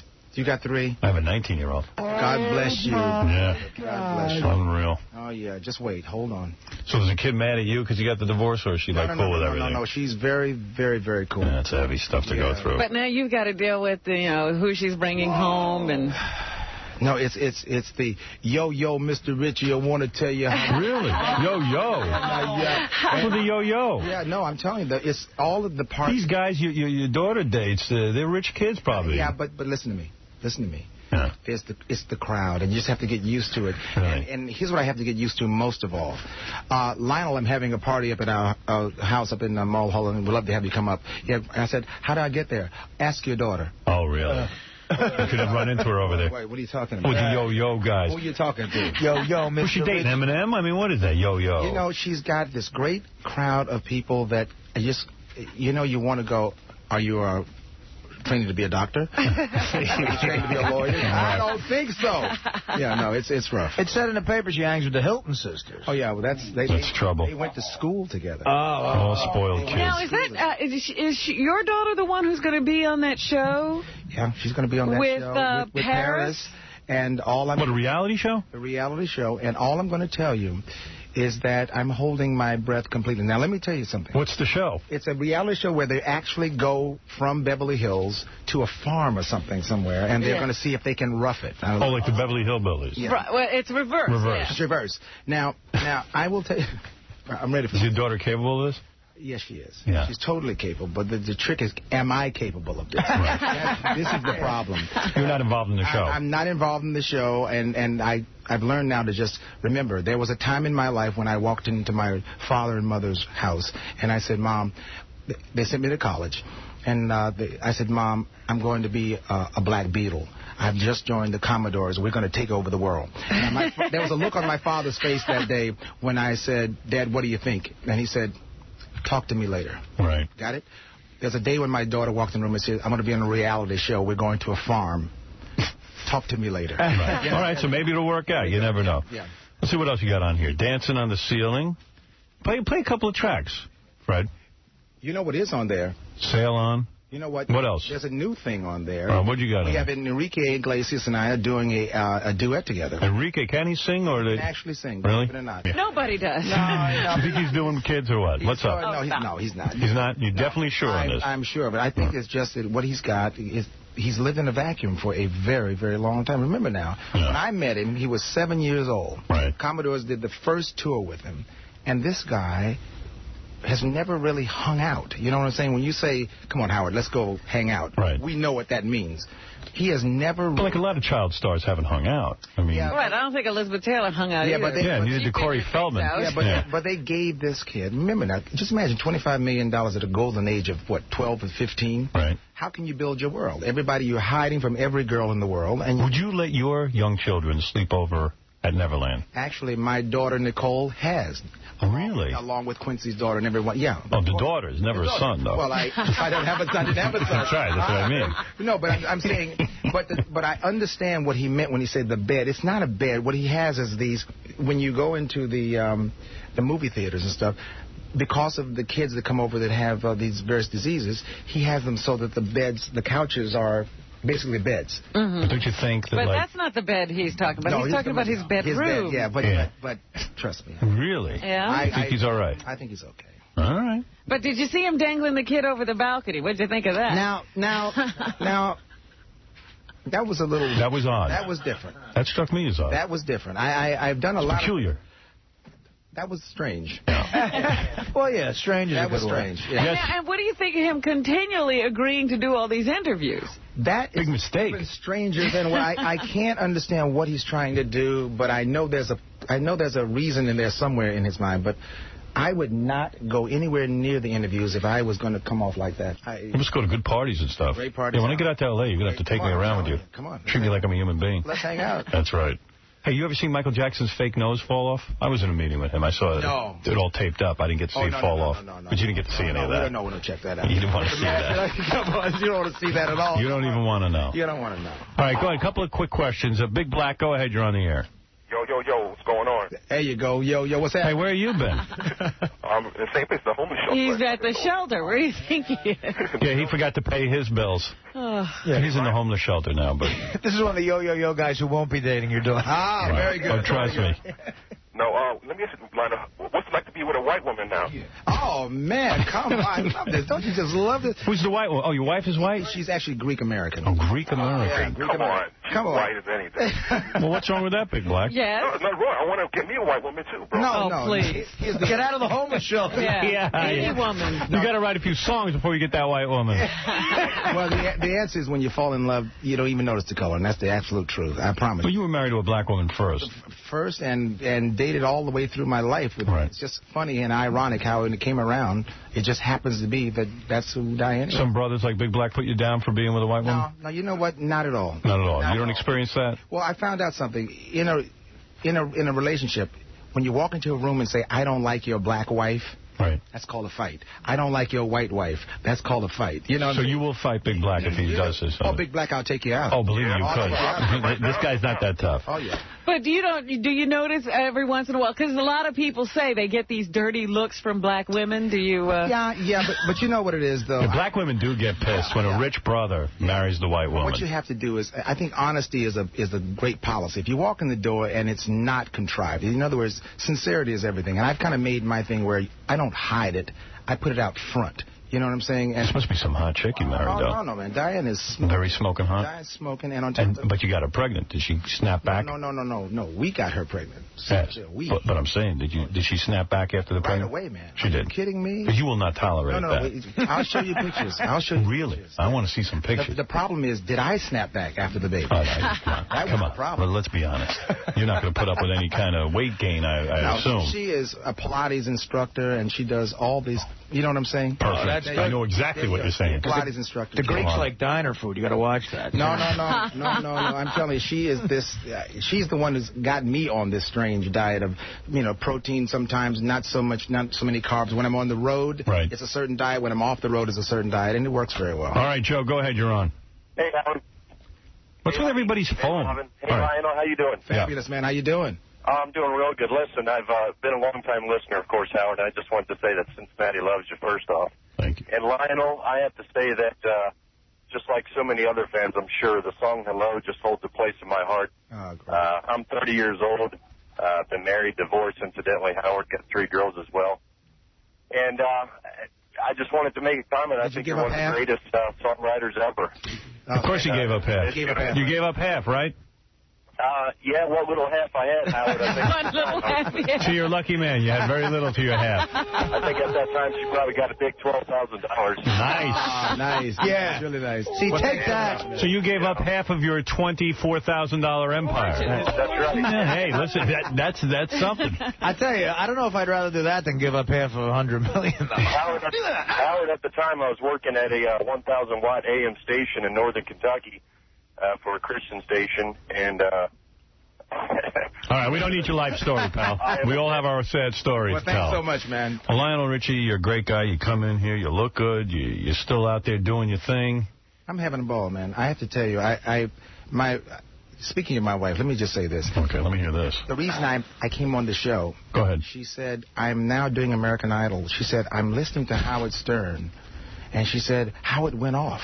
About how you were looking. You look good. And she said, you got to do the show. And I said, what do you mean I got to do? She said, you got to do the show. Oh, here's a picture of your wife. So, Diane, I want to say, I did it. Look at her. Diane, and this is what she wanted. Hey, Diane, I'm looking at a picture of you. Check it out. Mama Lucian. Yeah, look. Come on. Look at that. Come on. He knows what she looks like. How about throwing it over here? Come on. Come on, pass it around. Are those breasts natural? Those are all hers. Really? Look at you. Very much. Am I happy about that? Oh, yes, you are. Yeah, look at that. Very sexy. Thank you very much. Not tempted on the road to cheat? I'm sure women... No. Please throw themselves at me. And the thing about it is, after this 53 years old, thank you very much, you go, good night. That's it. You've learned your lesson. Let me tell you something. At 19 to 35, you go and you kill it. You throw yourself out there. And then after a while... You ever have a threesome when you were back in the day? My God, please. Really? The Commodores, they had threesomes. Come on. What do you I don't mean with the other Commodores. Oh, you think... No. I mean you and two chicks. The Brick House contest was amazing. Really? Please. Did you miss the Brick House contest? Yes. God, Robin, we weren't there. We weren't there. You had some wild times. No, I will tell you something. The greatest times in life... Sex. In the beginning of the Commodores. Yes. You know, come on. I mean, from 19 years old to 35, 30. Come on, Howard. Oh. Robin. It was too much. Please. Yeah, we're asking him about the wrong era. We got to go to the 70s. Yeah, please, guys. That's right. That's before AIDS. That was, please. Yeah, Please. it was an open door. And the word was, what was that, free love? Yeah. Free love. Look at you. I've never had it for free. See, I tell all the kids now, I said, you know, in my generation, we had to worry about how to get it. In your generation, you have to figure out how to get rid of it. That's right. That's so true.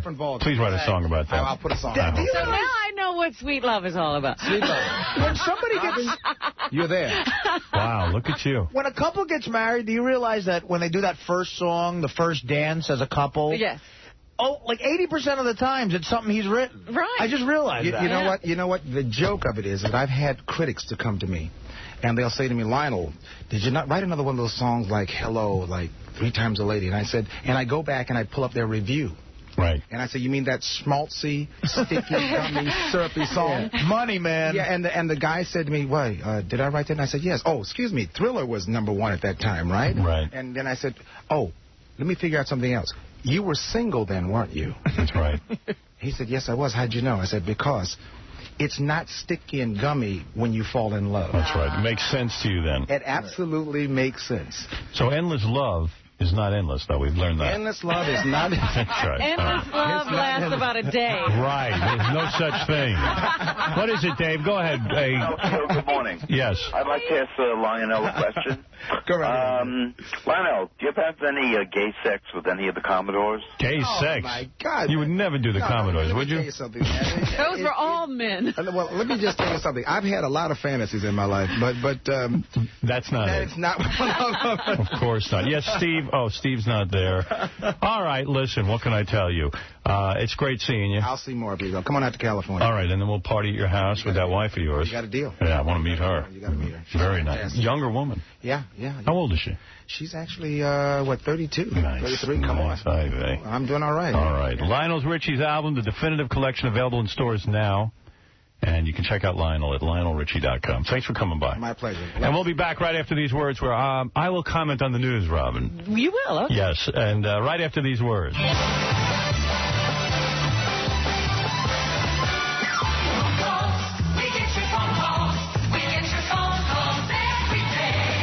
Hello, Robin. I've got a Valentine's Day gift for you because I'll be thinking of you and only you when I wank myself on Valentine's Day.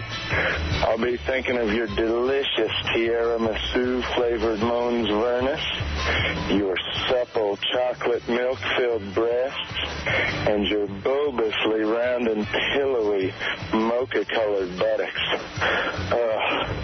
Actually, I'm diddling my nether regions right now.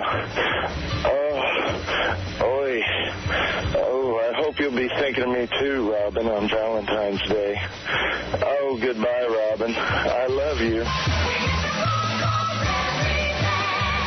You're listening to The Howard Stern Show. Dr. Howard Stern. Nick DiPaolo is who's going to join us for the news. Everybody's favorite comedian. He's at the Improv in Orlando, Florida, May 1st through May 4th. Everyone tells me, like, when you're off the air or not, not sitting in the studio, they're like the angriest guy in the world. And Wow. like they're just viciously angry. I thought he hated America. I thought that was the... No. Hated America? No, that's not Nick. No, America hates Nick. Nick loves America. Yeah, no, that's my problem. I like this country. And I'm living in New York. Right. Where they hate it. So that's Saddam Hussein who hates America. I see. Yeah. It wasn't Nick. It was another comedian, Saddam Hussein. Another guy with an anger problem. Yeah. He's at the Improv, too, with me. He's up. You put on a little weight since you got married. Yes, well, I just came back from my honeymoon, You got married. 14 rum and cokes and pina coladas. And we got married, but, like, Nick's like an angry guy. And well, aren't married guys supposed to be? But you're such a wrong guy to be married. Why? Because I heard even before you got married, you were already yelling at your wife every day and everything. Before you even married. Well, that's how I know it was right. Yeah, you said you're fighting with this woman. You might as well be married to her. Exactly. He fights with her all the time. He yells at her all the time. I don't yell at him. Artie, what the hell? John told me you yell. John. Hey, thanks, John. No, but it's true, right? John, tell your... We were in a car. Artie could back me up on this. Coming back from Boston. Yeah. And your wife got lost. And you were just ripping into her because she got lost. And didn't the wife pick him up at the airport and everything? Yeah, Nick, tell this story. Come on. Well, what do you mean? You were in there. Everybody was mad at her. I was speaking for everybody. You're the only one willing to talk up. I told her to go one way, if you remember, and she says, no, go... And it took us out of her way about 25 minutes. And after being in the car with you crapping your pants for 3 hours... And then, Did he really browbeat her? Oh, it was... it was brutal. It's not like she was crying. You do that at home. She knows how to handle Nick, though. Well, she does. Did you say Nick is, like, so angry? Well, Nick is like a big... You eat, Pat Buchanan. He's a very, right-wing kind of guy. So are you? So liberals piss him off and stuff like that. Well, remember Michael Moore? I brought that up last time. We found out what a jackass he is. Yeah, you were right. But, yeah, Nick knew that before anybody. Yeah, he announced it here. Yeah, Nick announced that Michael Moore was a jackass first. He broke that story. Yeah, he did. So are you happy you got married? Are you glad you're married? Yeah, actually, I'm enjoying it. Really? Okay, yeah. all right. Because, it's I wonder how your wife feels about it. There's more... Yeah, exactly. There's more on the line. I heard she's hot, though. John gave me the word. Smoking. Very hot. She is. Yeah. She looks pretty good. She's got great cans, a great ass. I yell at her. She can't eat. Gets all upset. But the story... It's a great diet program. No, like the best story... The story John's telling is funny because... We were coming back from Boston, and Nick kind of fell asleep for a little while, and his wife gave us directions, and none of us were afraid. Oh, we were all afraid to tell her it was wrong, so we had our heads down. So Nick wakes up and sees it, so he spoke for the group. He was fine with telling her. I know it off for a second. Well, she screws up. No, there was once that his wife picked him up from the airport. And she got lost on the way back. Yeah. And didn't you tear into her? And oh, yeah. Come on, we're going with LaGuardia up to Tarrytown. Ended up taking us, I think I saw part of Pittsburgh. Am I supposed to get upset at that? And are you mad at Sam Simon, Artie's collaborator for a sitcom? Am I mad at him? Yeah. No. Yeah. When Artie introduced us... You weren't mad at him, but he wasn't very happy that Sam talked about you right in front of you. Well, Artie, introduced me to him, and then first he stares at me like I should know who he is. Right. Yeah, who knows who Sam is? I don't know. You know what I mean? So I shake his hand, and then he starts whispering in Artie's ear and looking at me with his psycho, and he's going... And what's he whispering about? I don't know. He asked me if you did a pilot in the last couple of years, because you looked familiar to me. Oh, that's a definite no. Well, couldn't he, that was a definite no. He could ask me, right? Yeah. It wasn't anything bad. It was Why did he ask Nick? That's what I said to him. I said, I don't know, ask him. I don't think he has. Is that what it was? Yeah, he whispered at me like, I don't like this guy. It wasn't anything bad, but it was awkward the way he did it. And even Modi's like, what the hell was that? And I go, I don't know. Yeah, but he seems like a regular guy. He's a real nice guy. Yeah. I like him. But everybody's nice to me. I don't know who's a skunk. Yeah, you live in a different world. I know. So Sam's a skunk, is what you're saying? No, Robin, don't try to stop. She's lost like 30 pounds since I've seen you. Yeah, she lost 50 pounds. How'd you do that? Don't say, how'd you do that? Don't say one of our sponsors. All right. She looks unbelievable. Yeah. Well, thank you. Look at Nick. He's in heat. Yeah. You're going to be able to... I'm 10 pounds heavier. She's 50 pounds. You got heavier. That's what happens when guys first get married. Pizza last night. All right. I'll lose this after 2 workouts. Okay. Move your bowels thoroughly and you'll be thin. Before I came in here. You'll be thin after 2 more movements. I feel dehydrated. So Nick's going to be at the Improv in Orlando, Florida, May 1st through May 4th. Doesn't sound like he's going to be the pilot anytime soon, Sam, if you're listening. And, by the way, Nick's on Tough Crowd with Colin Quinn Monday through Thursday night at 11:30 on Comedy Central. Yeah. And that's a big deal. Let's go to D. D, go ahead, and then we'll do the news. D? Good morning, genius. I love you. Thank you. That's how I'd like to start it. First off, let me ask you a question. You say that the wife shouldn't get half the money, right? Oh, here we go. No, just listen to me, right? Because you got up every morning, 4 o'clock, you made the money, right? Right. You have 3 beautiful daughters. Right. Who gave birth to those girls? Honey, let me tell you something. But no, women want huge cash for giving birth to kids. That's crazy. But Howard, would you have that family? Would you have those daughters? No, of course not. And I told you on the air many times I don't begrudge my ex-wife anything. But I do think the divorce laws in this country are particularly bizarre. They've gone the opposite way. They used to be in the favor of the man. Now they're definitely in favor of the woman. There's no such thing as saying enough is enough. And there's no such thing as saying, hey, listen, in some situations, it doesn't always have to be more than half. It doesn't. The man gets up, and a lot of these women get married, not my wife, I'm not talking about mine, but a lot of these women get married, and they don't work. They don't spend a day at work. They do their nails, they get their hair done, and then in some situations, they get multiple housekeepers raising the kids. You could say that they already spent their half during the marriage. They spent their half during the relationship. Is absolutely right. They've never lifted a finger. They've never washed a dish and never cooked a meal. Maybe because I cook a meal, I wash a dish. Well, maybe you do. And let me tell you something. On top of that, they give you bad directions from the airport. I'm not going to argue this anymore. All right, another question. Yes. Any of those girls of yours genius quality? My daughters? Yeah. My daughters are very bright students, if that's what you're asking, yes. So, well, you know that whole genius thing. I was just wondering if they carried the gene. Listen, I'm going to tell you something. In all seriousness, I am not a good student. I was never a good student in school. I wasn't half the student my daughters are. My daughters are very bright. Right. I don't have... I think she's referring back to an old conversation where you were designating geniuses and you didn't have any women on the list. Oh, I see. Right. Okay, all right, yes. My daughters are all geniuses. Yeah, Thank you. The one where you said Curly from the Three Stooges was a genius. And how about that grandfather of yours? Was he a genius? My grandpa who? Which one? Get off my back. Annoying woman. This is what broads do, you see? Yeah, I mean, you're just great on people, then you got to give half. I mean, God damn it. How did you get married, Nick? I'll tell you what. What are you doing? Well, geez, I don't know. Ask me in a year, but it seems all right for a month. Something wrong with you. Carla, you're on the air. Everybody's saying this now. Hi, Howard. Yes. Hi, how are you? Hello. I was calling in regards to something happened over here in Fort Lauderdale, Florida. Well, get the marbles out of your mouth and tell us.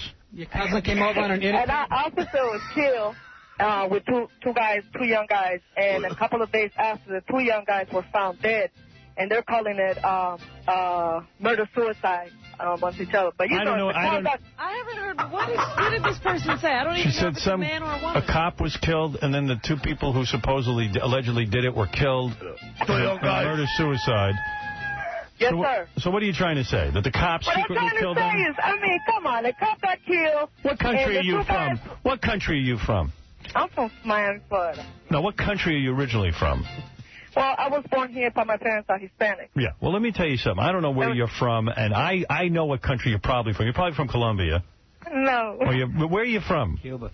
I'm from Central America. All right. Why don't you go back there and stop criticizing our police? Because over in Central America, they got a lot of problems with the cops there. They're all corrupt. Go over there. Get out of my country. Get lost. Lose that accent, you animal. Oh, my God. You're going to sit here and criticize the police now. In our country, you can't even open a mouth. What did the police do? And then this guy was killed, and then they found him murder-suicide. Yeah, they do that. The cops did it. How's that your fault? I don't know. What is she calling me about? Jeez, 2 annoying calls right in a row. Hey, did you see Rodney King got arrested again? Yeah. Well, this guy's a winner. You know, he hit a house. He took out a whole house. Cars aren't big enough anymore. Can we get the money back from this guy? Where's Officer Kuhn when you need him? Yeah. Oh, this guy, you know, since this guy took his beating from the L.A. cops, I want to give you his resume. He was the cause of the 92 riots in Los Angeles. He's been in trouble now with the police ever since. He's been arrested for spousal abuse and I think drugs. Has he or hasn't he? I don't remember the drugs, but I know the spousal abuse and a couple of DWIs, right? Yeah. Now he's crashed his SUV into a tree, a utility pole, and into someone's house. One car. He did Took directions from my wife. Did three things, huh? Estimated to be driving 100 miles per hour. Jeez. Oh, really? God. Yeah. And police say they're awaiting the results of the blood test for alcohol and other illegal substances. Then they're going to decide whether to charge King. Right. But I think we know how those tests are going to turn out. I'm pretty sure I can give you the result right now. In fact, black people have announced in a press conference, they're so embarrassed by this guy, they're returning everything they looted. That's right. There'll be a bunch of washing machines and TVs returned today. So a lot of store owners are real happy. My Uncle Tony might get his Cuisinart back. But everyone was upset when this guy got his ass beaten in by cops. But you know what? Now you see. They were trying to prevent this. This is what the cops are trying to prevent. 100 miles an hour, and he's not even really hurt, is he? No, that's the amazing thing. They beat this guy for an hour. You can't hurt him. He runs his car into a house. He's indestructible. Yeah. I mean, and after that beating, you'd wonder if he could drive, but he's fine. Yeah. Exactly. But I'll tell you what. This guy is something else. He's something else. There's no stopping him. He's going to drive. How does he still have a license? And did you see, exactly. You know how you announced American Airlines is like going bankrupt or something? Mm-hmm. They're asking the stewardesses, flight attendants to take a pay cut. Can you imagine? What do they make now? 11.3? That's what I'm saying. First of all, you've got one of the most dangerous jobs in America now since 9/11. And now here it is post 9/11, and they're asking them to take a pay cut. Yeah, but everybody else has. The pilots have, and some other unions. They're going to serve like Asian people wearing surgical masks. Well, now you wonder why the service has gone down. Now you're going to go up and get your own stuff. You're not kidding. I mean, who the hell? If I was a stewardess, 9/12, I would have been out of the business. You know, once that plane went into the building, that's it. It's over. I'm done. I mean, these broads have one of the crappiest, most dangerous jobs. And most of them get in the business because they think they're going to serve George Clooney, and he's going to fall in love with them. Every stewardess. So far, it's only happened with Ed McMahon. Yeah. Well, I'll tell you what. Nice score. Mr. Clooney, here's your bag of peanuts. You are one hot lady. Ma'am, may I take you out to dinner tonight? I want to marry you. Yeah, I want to treat you like the lady that you are. Well, you know, I just flew American, and they're acting like they're getting low money. In first class, you're going to make fun of me with this, but in first class, if it's not filled up, a lot of times you can get a second meal because you get the other person's meal. Only you would know that. No, honestly. So the other night I asked for a meal, and, you know, she gives me an attitude. She goes, well, you had one already. I said, yeah, but it's the 4th hour. I'm hungry. And she was all pissed off. She doesn't get me the meal. She said to her, listen, I'm a big fat slob. I need another meal. Right, I ain't George Clooney. That's right. Good Lord. Like she's making it, you know. Right. Making the steak for you. She's heating it up. Just get in the microwave and shut up. Well, that's... Another cup of SARS. God, she thought she was going to have such a glamorous job, too. Yeah, cheap airfare to Acapulco. That's where they take. Acapulco, meeting exciting people. Now all these countries are trying to kill us. Yeah, there's no place to go. Nowhere left.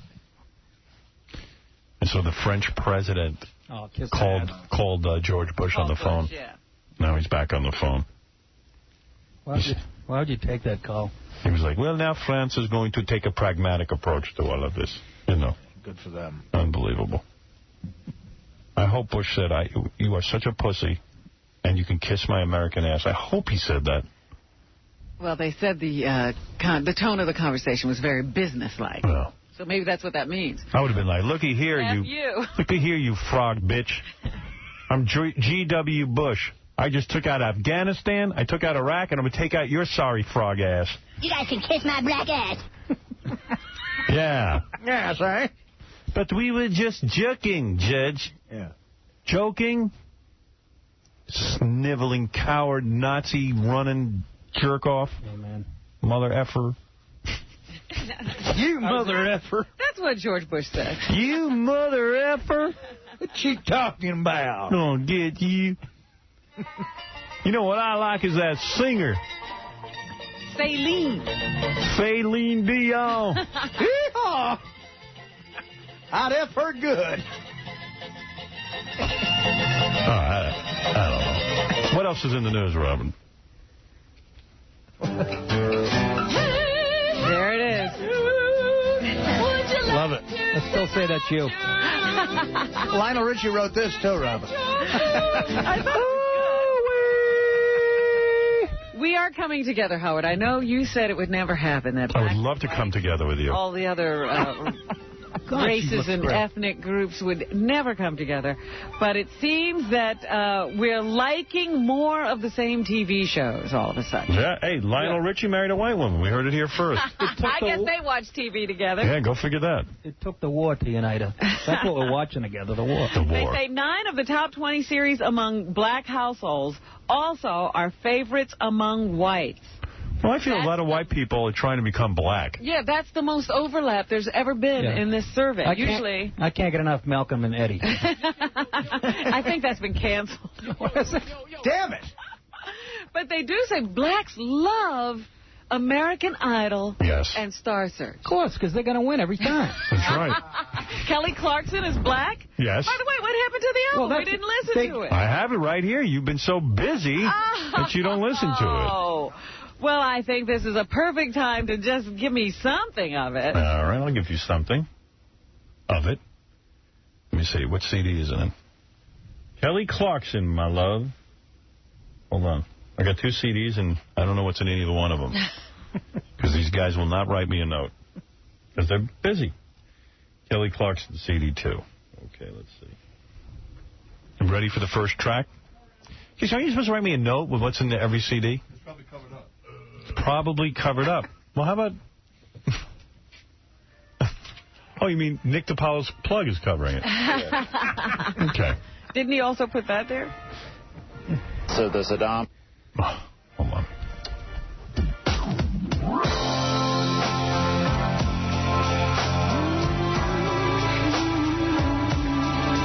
I'm already critical, but that's not fair.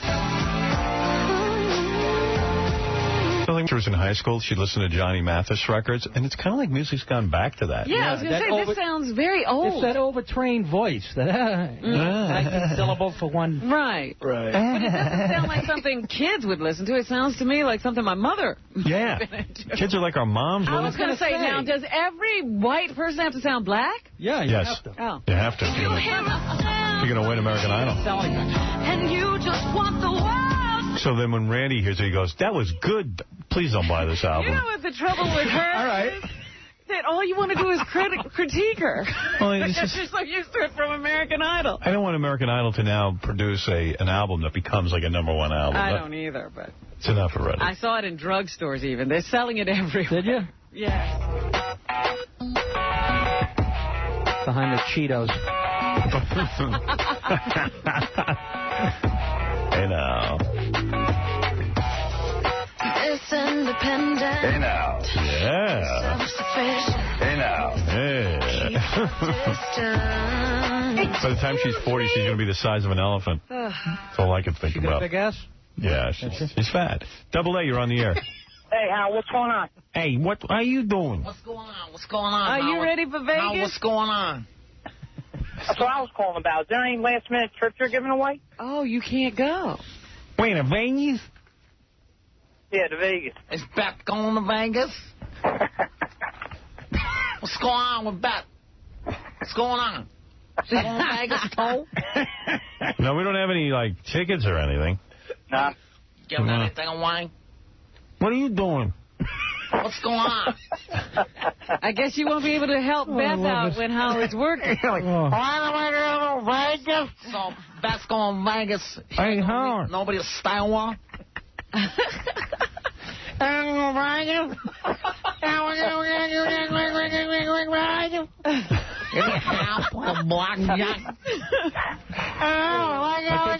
thought you lived in Vegas. No, I live in Jersey. Yeah, you don't live in Vegas, Double A. He lives next to a pizzeria in Sequoia. I thought you were a playboy out in Vegas, and they had a big harem out there. Bubble hell. All right, thanks, Double A. Sorry. I guess we won't see you. I guess nothing's going on. I don't really have any trips to give away. I'm sorry. He's already gone. Yes, Robin, go ahead, please. So anyway, we were talking about what blacks watch. They love American Idol and Star Search. So it seems that the reality shows they like are the ones where you got to sing. How about Cops? That's what they're on. Yeah, they're it's on. Like a family reunion. But other reality-based TV shows like Survivor and The Bachelor, The Mole, Amazing Race, they don't want to have anything to do with them. Very few blacks watch those shows. Blacks continue to watch more TV than any other demographic group, an average of 76.8 hours a week. That's shocking. Nick, are you breathing heavy into the microphone? Is that you? Yeah, I'm sorry. I know. What are you doing? It's like stand-up. I keep thinking it's... You know, it's not stand-up. It's broadcast. It's a whole other arena. I'll put on weight. I'm breathing heavy. All right, take it easy. Cops are pretty confident that that body that they found the other day is Lacey Peterson. They still haven't gotten complete confirmation yet. But they found a body washed ashore of a woman and a fetus. First, I thought it was Nick's new wife. Like he got pissed at her for not giving the right direction. She's not pregnant. No. I don't understand something about that story. They said that they found the body, and there was a fetus, you know, it was a pregnant woman. And then they say, when they examined her, it was the body of a woman who gave birth. Right. So how did she give birth? Yeah, the baby's body washed up first. Yeah, they say gases develop when you're dead that force out the baby. Oh, so she gave birth dead. That's very common. That's what I was wondering. I was wondering, did she die? Was the baby born alive or was it born dead? You know, you don't even know. What I don't understand, they said it had no head, no legs. Why'd they quit at that? What are they getting? Let's call it a day. What, the woman, you mean? The woman? They took the arms off. They said it was legs and a head were missing. Oh, really? Yeah. I don't know. It's so weird. Yeah, usually get the arms for the fingerprints. You gotta get tired, son. I know. But, yeah, right. It's a terrible, terrible story. The woman's been missing since Christmas Eve. I like how Nick goes. It's very common that dead women, when they give birth, they just push the baby right out. How would you know that? I got an uncle in the business. Do you really? I mean, really? I mean, it's very common. How many women do you know have been drowned with a fetus in them? Oh, no, I read that in the paper. It's not my opinion. All right. I'm not talking from experience yet. Yeah. No, also when a dead woman has an orgasm, it's very common that she... I'm sorry. Oh, did it also say that's very common? Oh, Artie just knows that. No. Yeah. Oh, Artie, that was filthy. All right, what else is in the news, Rob? Babies are getting this SARS now. Hong Kong baby delivered with SARS. Only if they're good. The mom died of the disease and the baby was born with it. So this new respiratory infection, this new special kind of pneumonia, seems to be getting more and more lethal.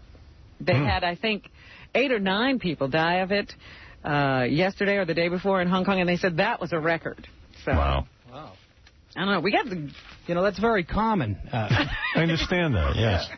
Yeah, the baby was pushed right... When a dead woman gets SARS... Nick breathes into that microphone like he's got SARS. Amazing. All right, we got this terrorist who was being given safe harbor in Iraq, Abu Abbas. Abu Abbas. Abu Abbas. Yeah, they say he was no longer an active terrorist. Mostly what he did now was arrange money to go to the families of the suicide bombers. And give motivational Palestine. speeches. Yeah. So, you can do anything you want if you put your mind to it. My greatest dream was to take a Jew in a wheelchair and push him off a boat. Yes. And I did it. I never lost focus on that dream. And you too can do it. If you try hard enough. If you try hard enough, you can get 2 Jews in the wheelchair and throw them off the boat. You too can kill an invalid. This is my dream. This should be your dream. My father used to say, you suck, you'll never throw a Jew off a boat. Little did he know I would grow up to throw a Jew off the boat. Yes. See, Dad? Love me, Daddy. I talk to many terrorists, and I tell them, realize your dream. You blow up a Jew. I could have attacked a well Jew, but I decided to attack the sick Jew. I took a sick Jew. He said he was inciting the other passengers. Yeah. How do you do that, sitting down? No, in a wheelchair. No. Yeah. That wheelchair was a problem.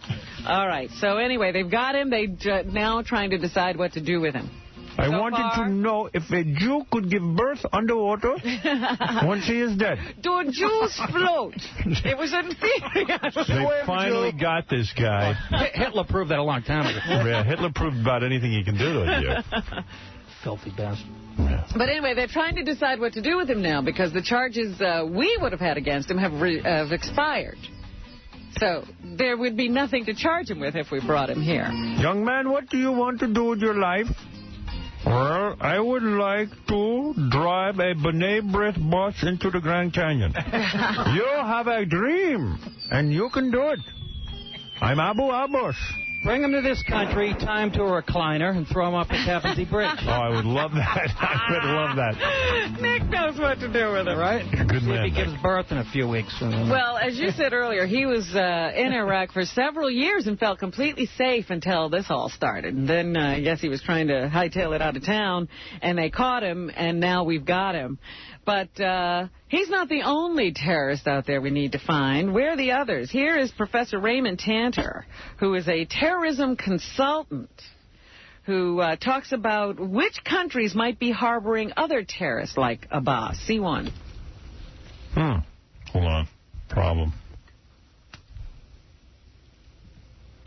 One more time. Where terrorists might. Libya is a place where terrorists might go from Iraq.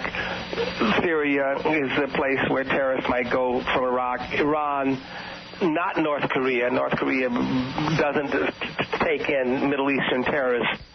All right. Yeah, you'll die of SARS if you go to North Korea. Right. Yeah, the terrorists don't want to go there. But Libya, Syria, and Iran. Well, Libya learned their lesson when we took Muammar Gaddafi's house and blew it up. Quiet, yeah, but maybe... So Ronald Reagan taught his ass a lesson. Maybe he's acting up again.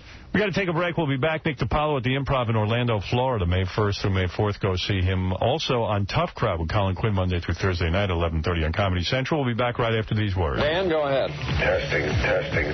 Yeah, go ahead. I'd like to ask you a question. Do you feel that the United States should remain in the UN? I'd like to have your opinion. Yes, I do. We're part of the world, and the way of the world is going to affect how we are, and we ought to be at the table, whatever the table is, so that our influence can be felt. Otherwise, we won't have any influence at all in the world. And we are the most powerful force in the whole world. For us to withdraw and let other people determine the direction that the world is going in would be foolhardy. We've got too much to protect. One day I'll pop by the station and check you for hernia. I'm going to... Baba boy. All right, Sean? You're listening to a man who can't say or on the air without getting in trouble. Howard Stern. I am America's hero. I am the greatest. Thank you. Yeah. I know it. Now, do you know it? Who is the #1 actor in America today? Nick DiPaolo. See him at the Improv in Orlando, Florida, May 1st through May 4th. Good luck to you, my friend. Thank you. I'll need it. I've seen you, man. You're funny. Thank you very much. Get up there, you say a few words, and everyone laughs. Do you remember the first time you saw me? I thought the first time I saw you was at in Vegas. I don't mean live. First time you ever saw me do stand-up? What is this, a test? Where did I actually? You know? Why don't you tell him? Did I see you before? Yes, you did. I'm like, oh my God, it must have been like in a gay bathhouse or something, you know? Exactly right. Wait, let me look up my. Me and Modi were doing a duet. Just kidding. Modi's not gay. Look. Wait, let me consult my diary. Why, it was many years ago at. Well, you were a not live. boy. Oh, you saw him on TV somewhere. That's right. I saw you on TV. Yep. That's right. I think it was on the Achille Lauro, the special from there. I was pushing a guy out of a lounge chair. Yeah. Where did I see you? You saw me on The Tonight Show. I did? Yep. And I thought you were funny. Yeah. I was living in L.A., and my buddy called me from Miami. He said, Howard's talking to me right now. It was like 5 in the morning. It was one of those rare moments where I was couldn't sleep. I couldn't sleep. I was watching TV, and you were so damn funny. See there? Imagine that. This guy, Nick DiPaolo's funny. You killed on there. Wow. I did. I rocked the house. And things still haven't taken off. Exactly. So it's over for me. The Tonight Show isn't what it used to be. I killed on Letterman. I mean, I had the best that I ever had, and it's been 2 years. I'm still waiting. Really? Yeah. Our manager's working on that. Yeah. That's him. Me and Nick have the same manager. Is that right? Yeah. Well, he must be getting rich. Well, off Artie, man, I'm like, you know. Well, anyway, Robin, let's wrap up the news. I don't want to hear Nick's sad story anymore. All right. Queen Noor was piping up about the war on Larry King last night. Yeah. And she said one important lesson has been learned from the U.S.-led war in Iraq. Here it is, C2. I better hear something right out of Queen Noor. With all the high-tech military resources that were focused on this war, there should have been matching security and humanitarian resources integrated into that approach. What? Who is this whore? Yeah, exactly. Who is this dumb whore? That's Queen Whore. Yeah. Go back to wherever you're from, you know whore. what? Let me tell you something. All these Arab countries have plenty of money. They don't give their own goddamn people anything. Dumb bitch. They don't give their own people a thing. And where does Queen Noor live of Egypt? Doesn't she live here? Queen Noor lives here, yeah. Yeah. Yeah, good. Shut the She's from F up. Jordan, not Egypt. Whatever. Shut up, you bitch. Can you imagine there should have been humanitarian? From Arabs, there should have been humanitarian. Yeah, they could have thought of that. No, falafel doesn't have a shelf life in the desert. Thank you. I was just going to say that. Yes. that falafel. No, I mean, these other countries, Saddam Hussein had a rich country. He starved his own people. Should be humanitarian. Things are getting humanitarian now. How about sending some humanitarian oil over to this country? Yeah. Say? Send some oil, say. What do you say? What do you say? Yeah, I'll tell you what. We'll bomb Jordan, and then I'll give you a cookie. How's that for an effort? Right. You're next, honey. We got GW in the White House. He ain't afraid to take out the guns. Now, this story you will not believe. A Kentucky man is behind bars after allegedly committing what police are calling a vicious attack on a woman. Oh. Virgil E. Kelly pleaded not guilty this week to charges that he raped and partially amputated the woman's hand, thigh, and wrist. Oh, for Christ's sake. How do you amputate a thigh? He entered the woman's apartment and sexually assaulted her before he tried to amputate the limbs. Did she live through this? He then threw her out the window. A witness. Oh, my God. Funny. Well, it's because you're crazy. It's a terrible thing. No, it is. His woman was raped and cut. His name is Virgil. Yeah. You know what I mean? Come on. Come on. Police, what are we I'm certainly making fun of the guy, not the woman. A witness told police she saw Kelly throw the victim out the window. Yeah. The victim suffered severe injuries but is still alive. She'll be on Star Search, juggling her own limbs. Oh man. This is a terrible thing. Bleep that. Bleep you. I got to bleep my own guy. Gary the Puppet said that. All right, go ahead, Robin. Oh, boy. Gary the Puppet. It's a terrible story, by the way. Go ahead, Robin, please. It is a horrible, horrible story. And in Chicago, they've got to do something about the fans. The fans keep running onto the field, attacking the coaches and the umpires. Because the games are so boring. Last night, they didn't think it would happen again. It was the Kansas City Royals were in town again. And the guy who was attacked last year, they said, "Are you nervous about coming back?" Nah, lightning can't strike twice. Next thing you know, first of all, they had to delay gameplay for, I think, 4 times because 3 other episodes of people running onto the field also occurred. In the last one, the guy actually got his hands around the umpire's legs and was trying to attack him. When he tried fielding a winning team in Chicago, you know, give the fans something to watch. Yeah, they apparently participate. Yeah, aren't interested in the action in these games. So now they're having all kinds of press conferences trying to explain what's going on there. Here's the manager of the White Sox, Jerry Manuel. He can't believe that another White Sox fan has once again attacked someone on the playing field. See, It probably affects the good fans that come to the ballpark more than anything else, and it's kind of a sad commentary for Chicago, at least for our ballpark, to have people constantly jumping out of the stands and doing that. Whoever the chick is on the cover of the Kelly Clarkson album, I want to meet her. It's cute. You have a girlfriend, Howard? Yeah, I do. Of course, I'm making a joke, because she obviously doesn't look like this. The manager of the game says this is not a reflection of all the fans that come to see the White Sox play, but White Sox DH Frank Thomas says the insane behavior of the White Sox fans must stop. C5. All right. Now he's going to lay down the law? He's big enough to. I don't know. It happened last year. I guess someone want to be a copycat. We just hope this ceases, because it's bad for baseball. It's bad. Everyone's mumbling. I know. In baseball, they mumble, I think. No. It's a new thing. Bad for the atmosphere. It really is. If you lay down the law, I don't know it. We started about to say only low, and then one of the gentlemen, Mr. Cass, got up and said a very inspiring prayer. Right. All right, I have another question. Is that Virgil? That was Frank Thomas. It's the guy that threw the lady out the window. A trial to address the appropriateness of a well-known rhyme has been delayed until fall. 2 Kansas City, Kansas sisters who are black are suing Southwest Airlines because one of their flight attendants spouted a version of "Eeny, meeny, miny, mo." The 2 women say the crowded flight in February was made even more uncomfortable by the rhyme. Although nothing racially derogatory was said, they say the rhyme is derived from an earlier version, which contained offensive language. Eeny, meeny, miny, mo? Yes. Catch a fat black chick by the toe. A shwiggy. Catch a shwiggy by the toe? That is... That is Robin, racist. did you say shwuggy? What? What? Robin, okay. Isn't that like a million years old? And isn't it catch a tiger by the toe? Yeah. Kids rhyme, and then somebody took it and made it weird? She was wearing a leopard skin coat and hat. I don't even know what we're talking about. Eeny, meeny, miny, mo, catch a tiger by the toe. It's silly. Let's move on.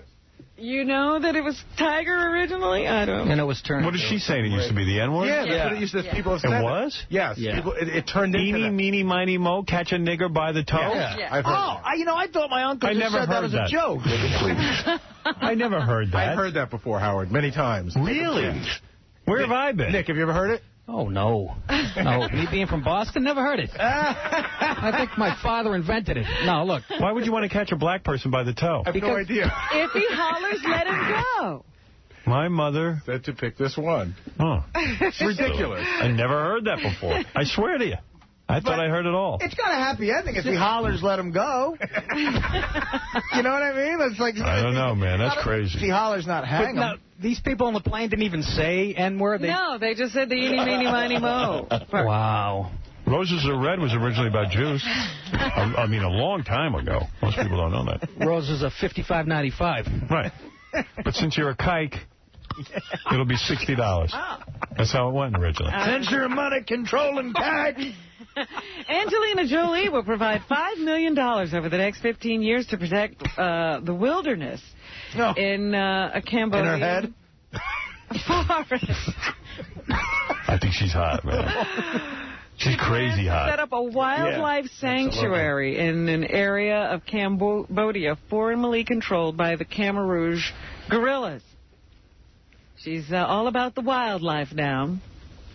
So she's actually giving them $5 million over 5 years. I think that's very magnanimous of her. She should send her father over there.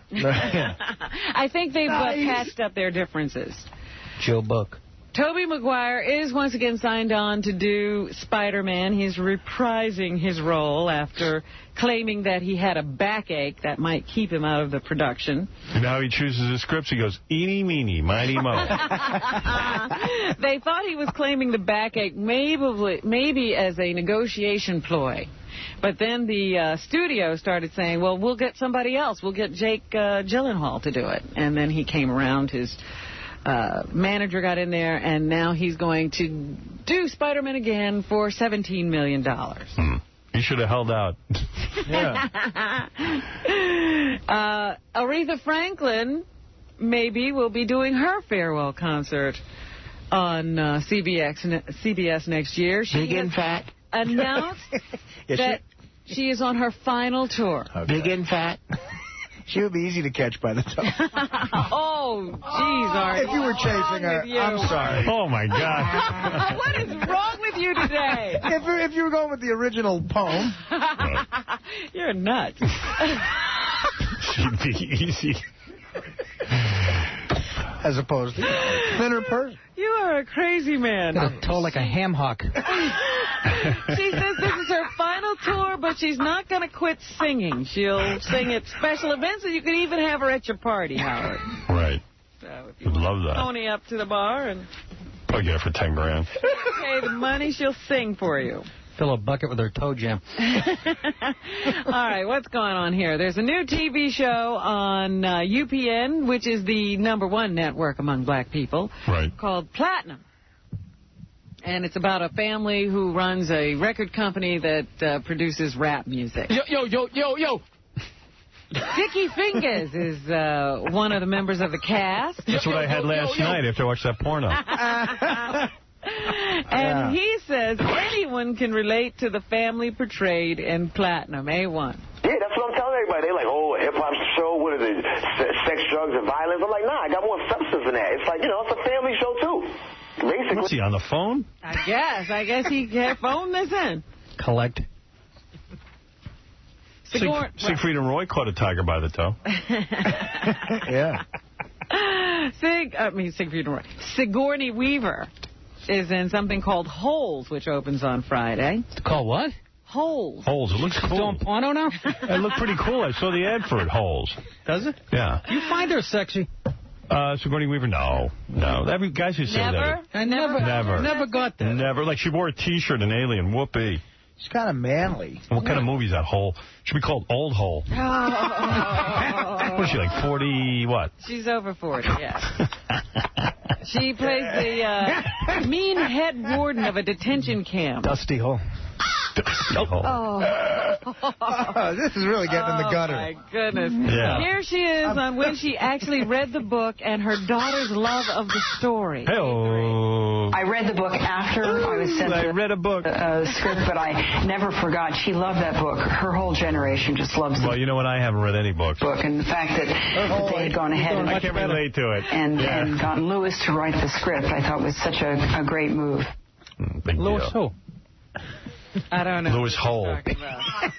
Bulletproof Monk is opening on Friday, and James King, I guess she's now Jamie King, is his co-star in this movie, along with Chow Yun-fat.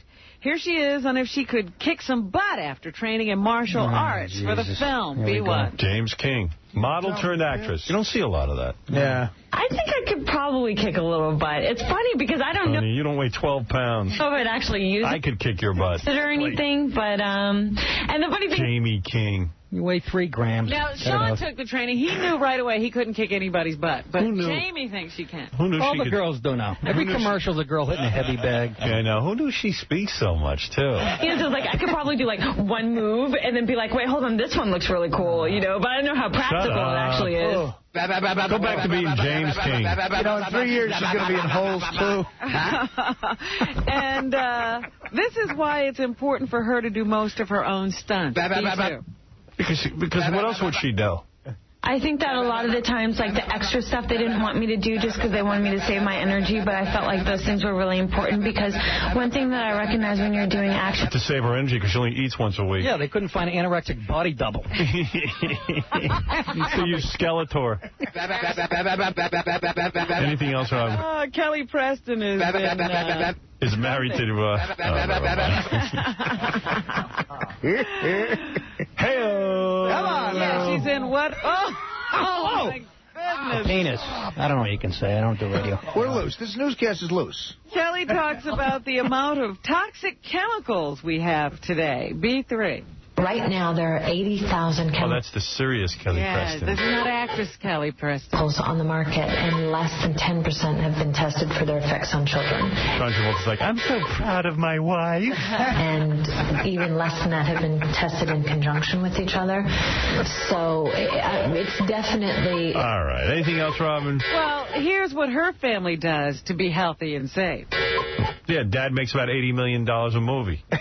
We eat organically. We don't have any You mean your housekeeper makes you organic meals that you order?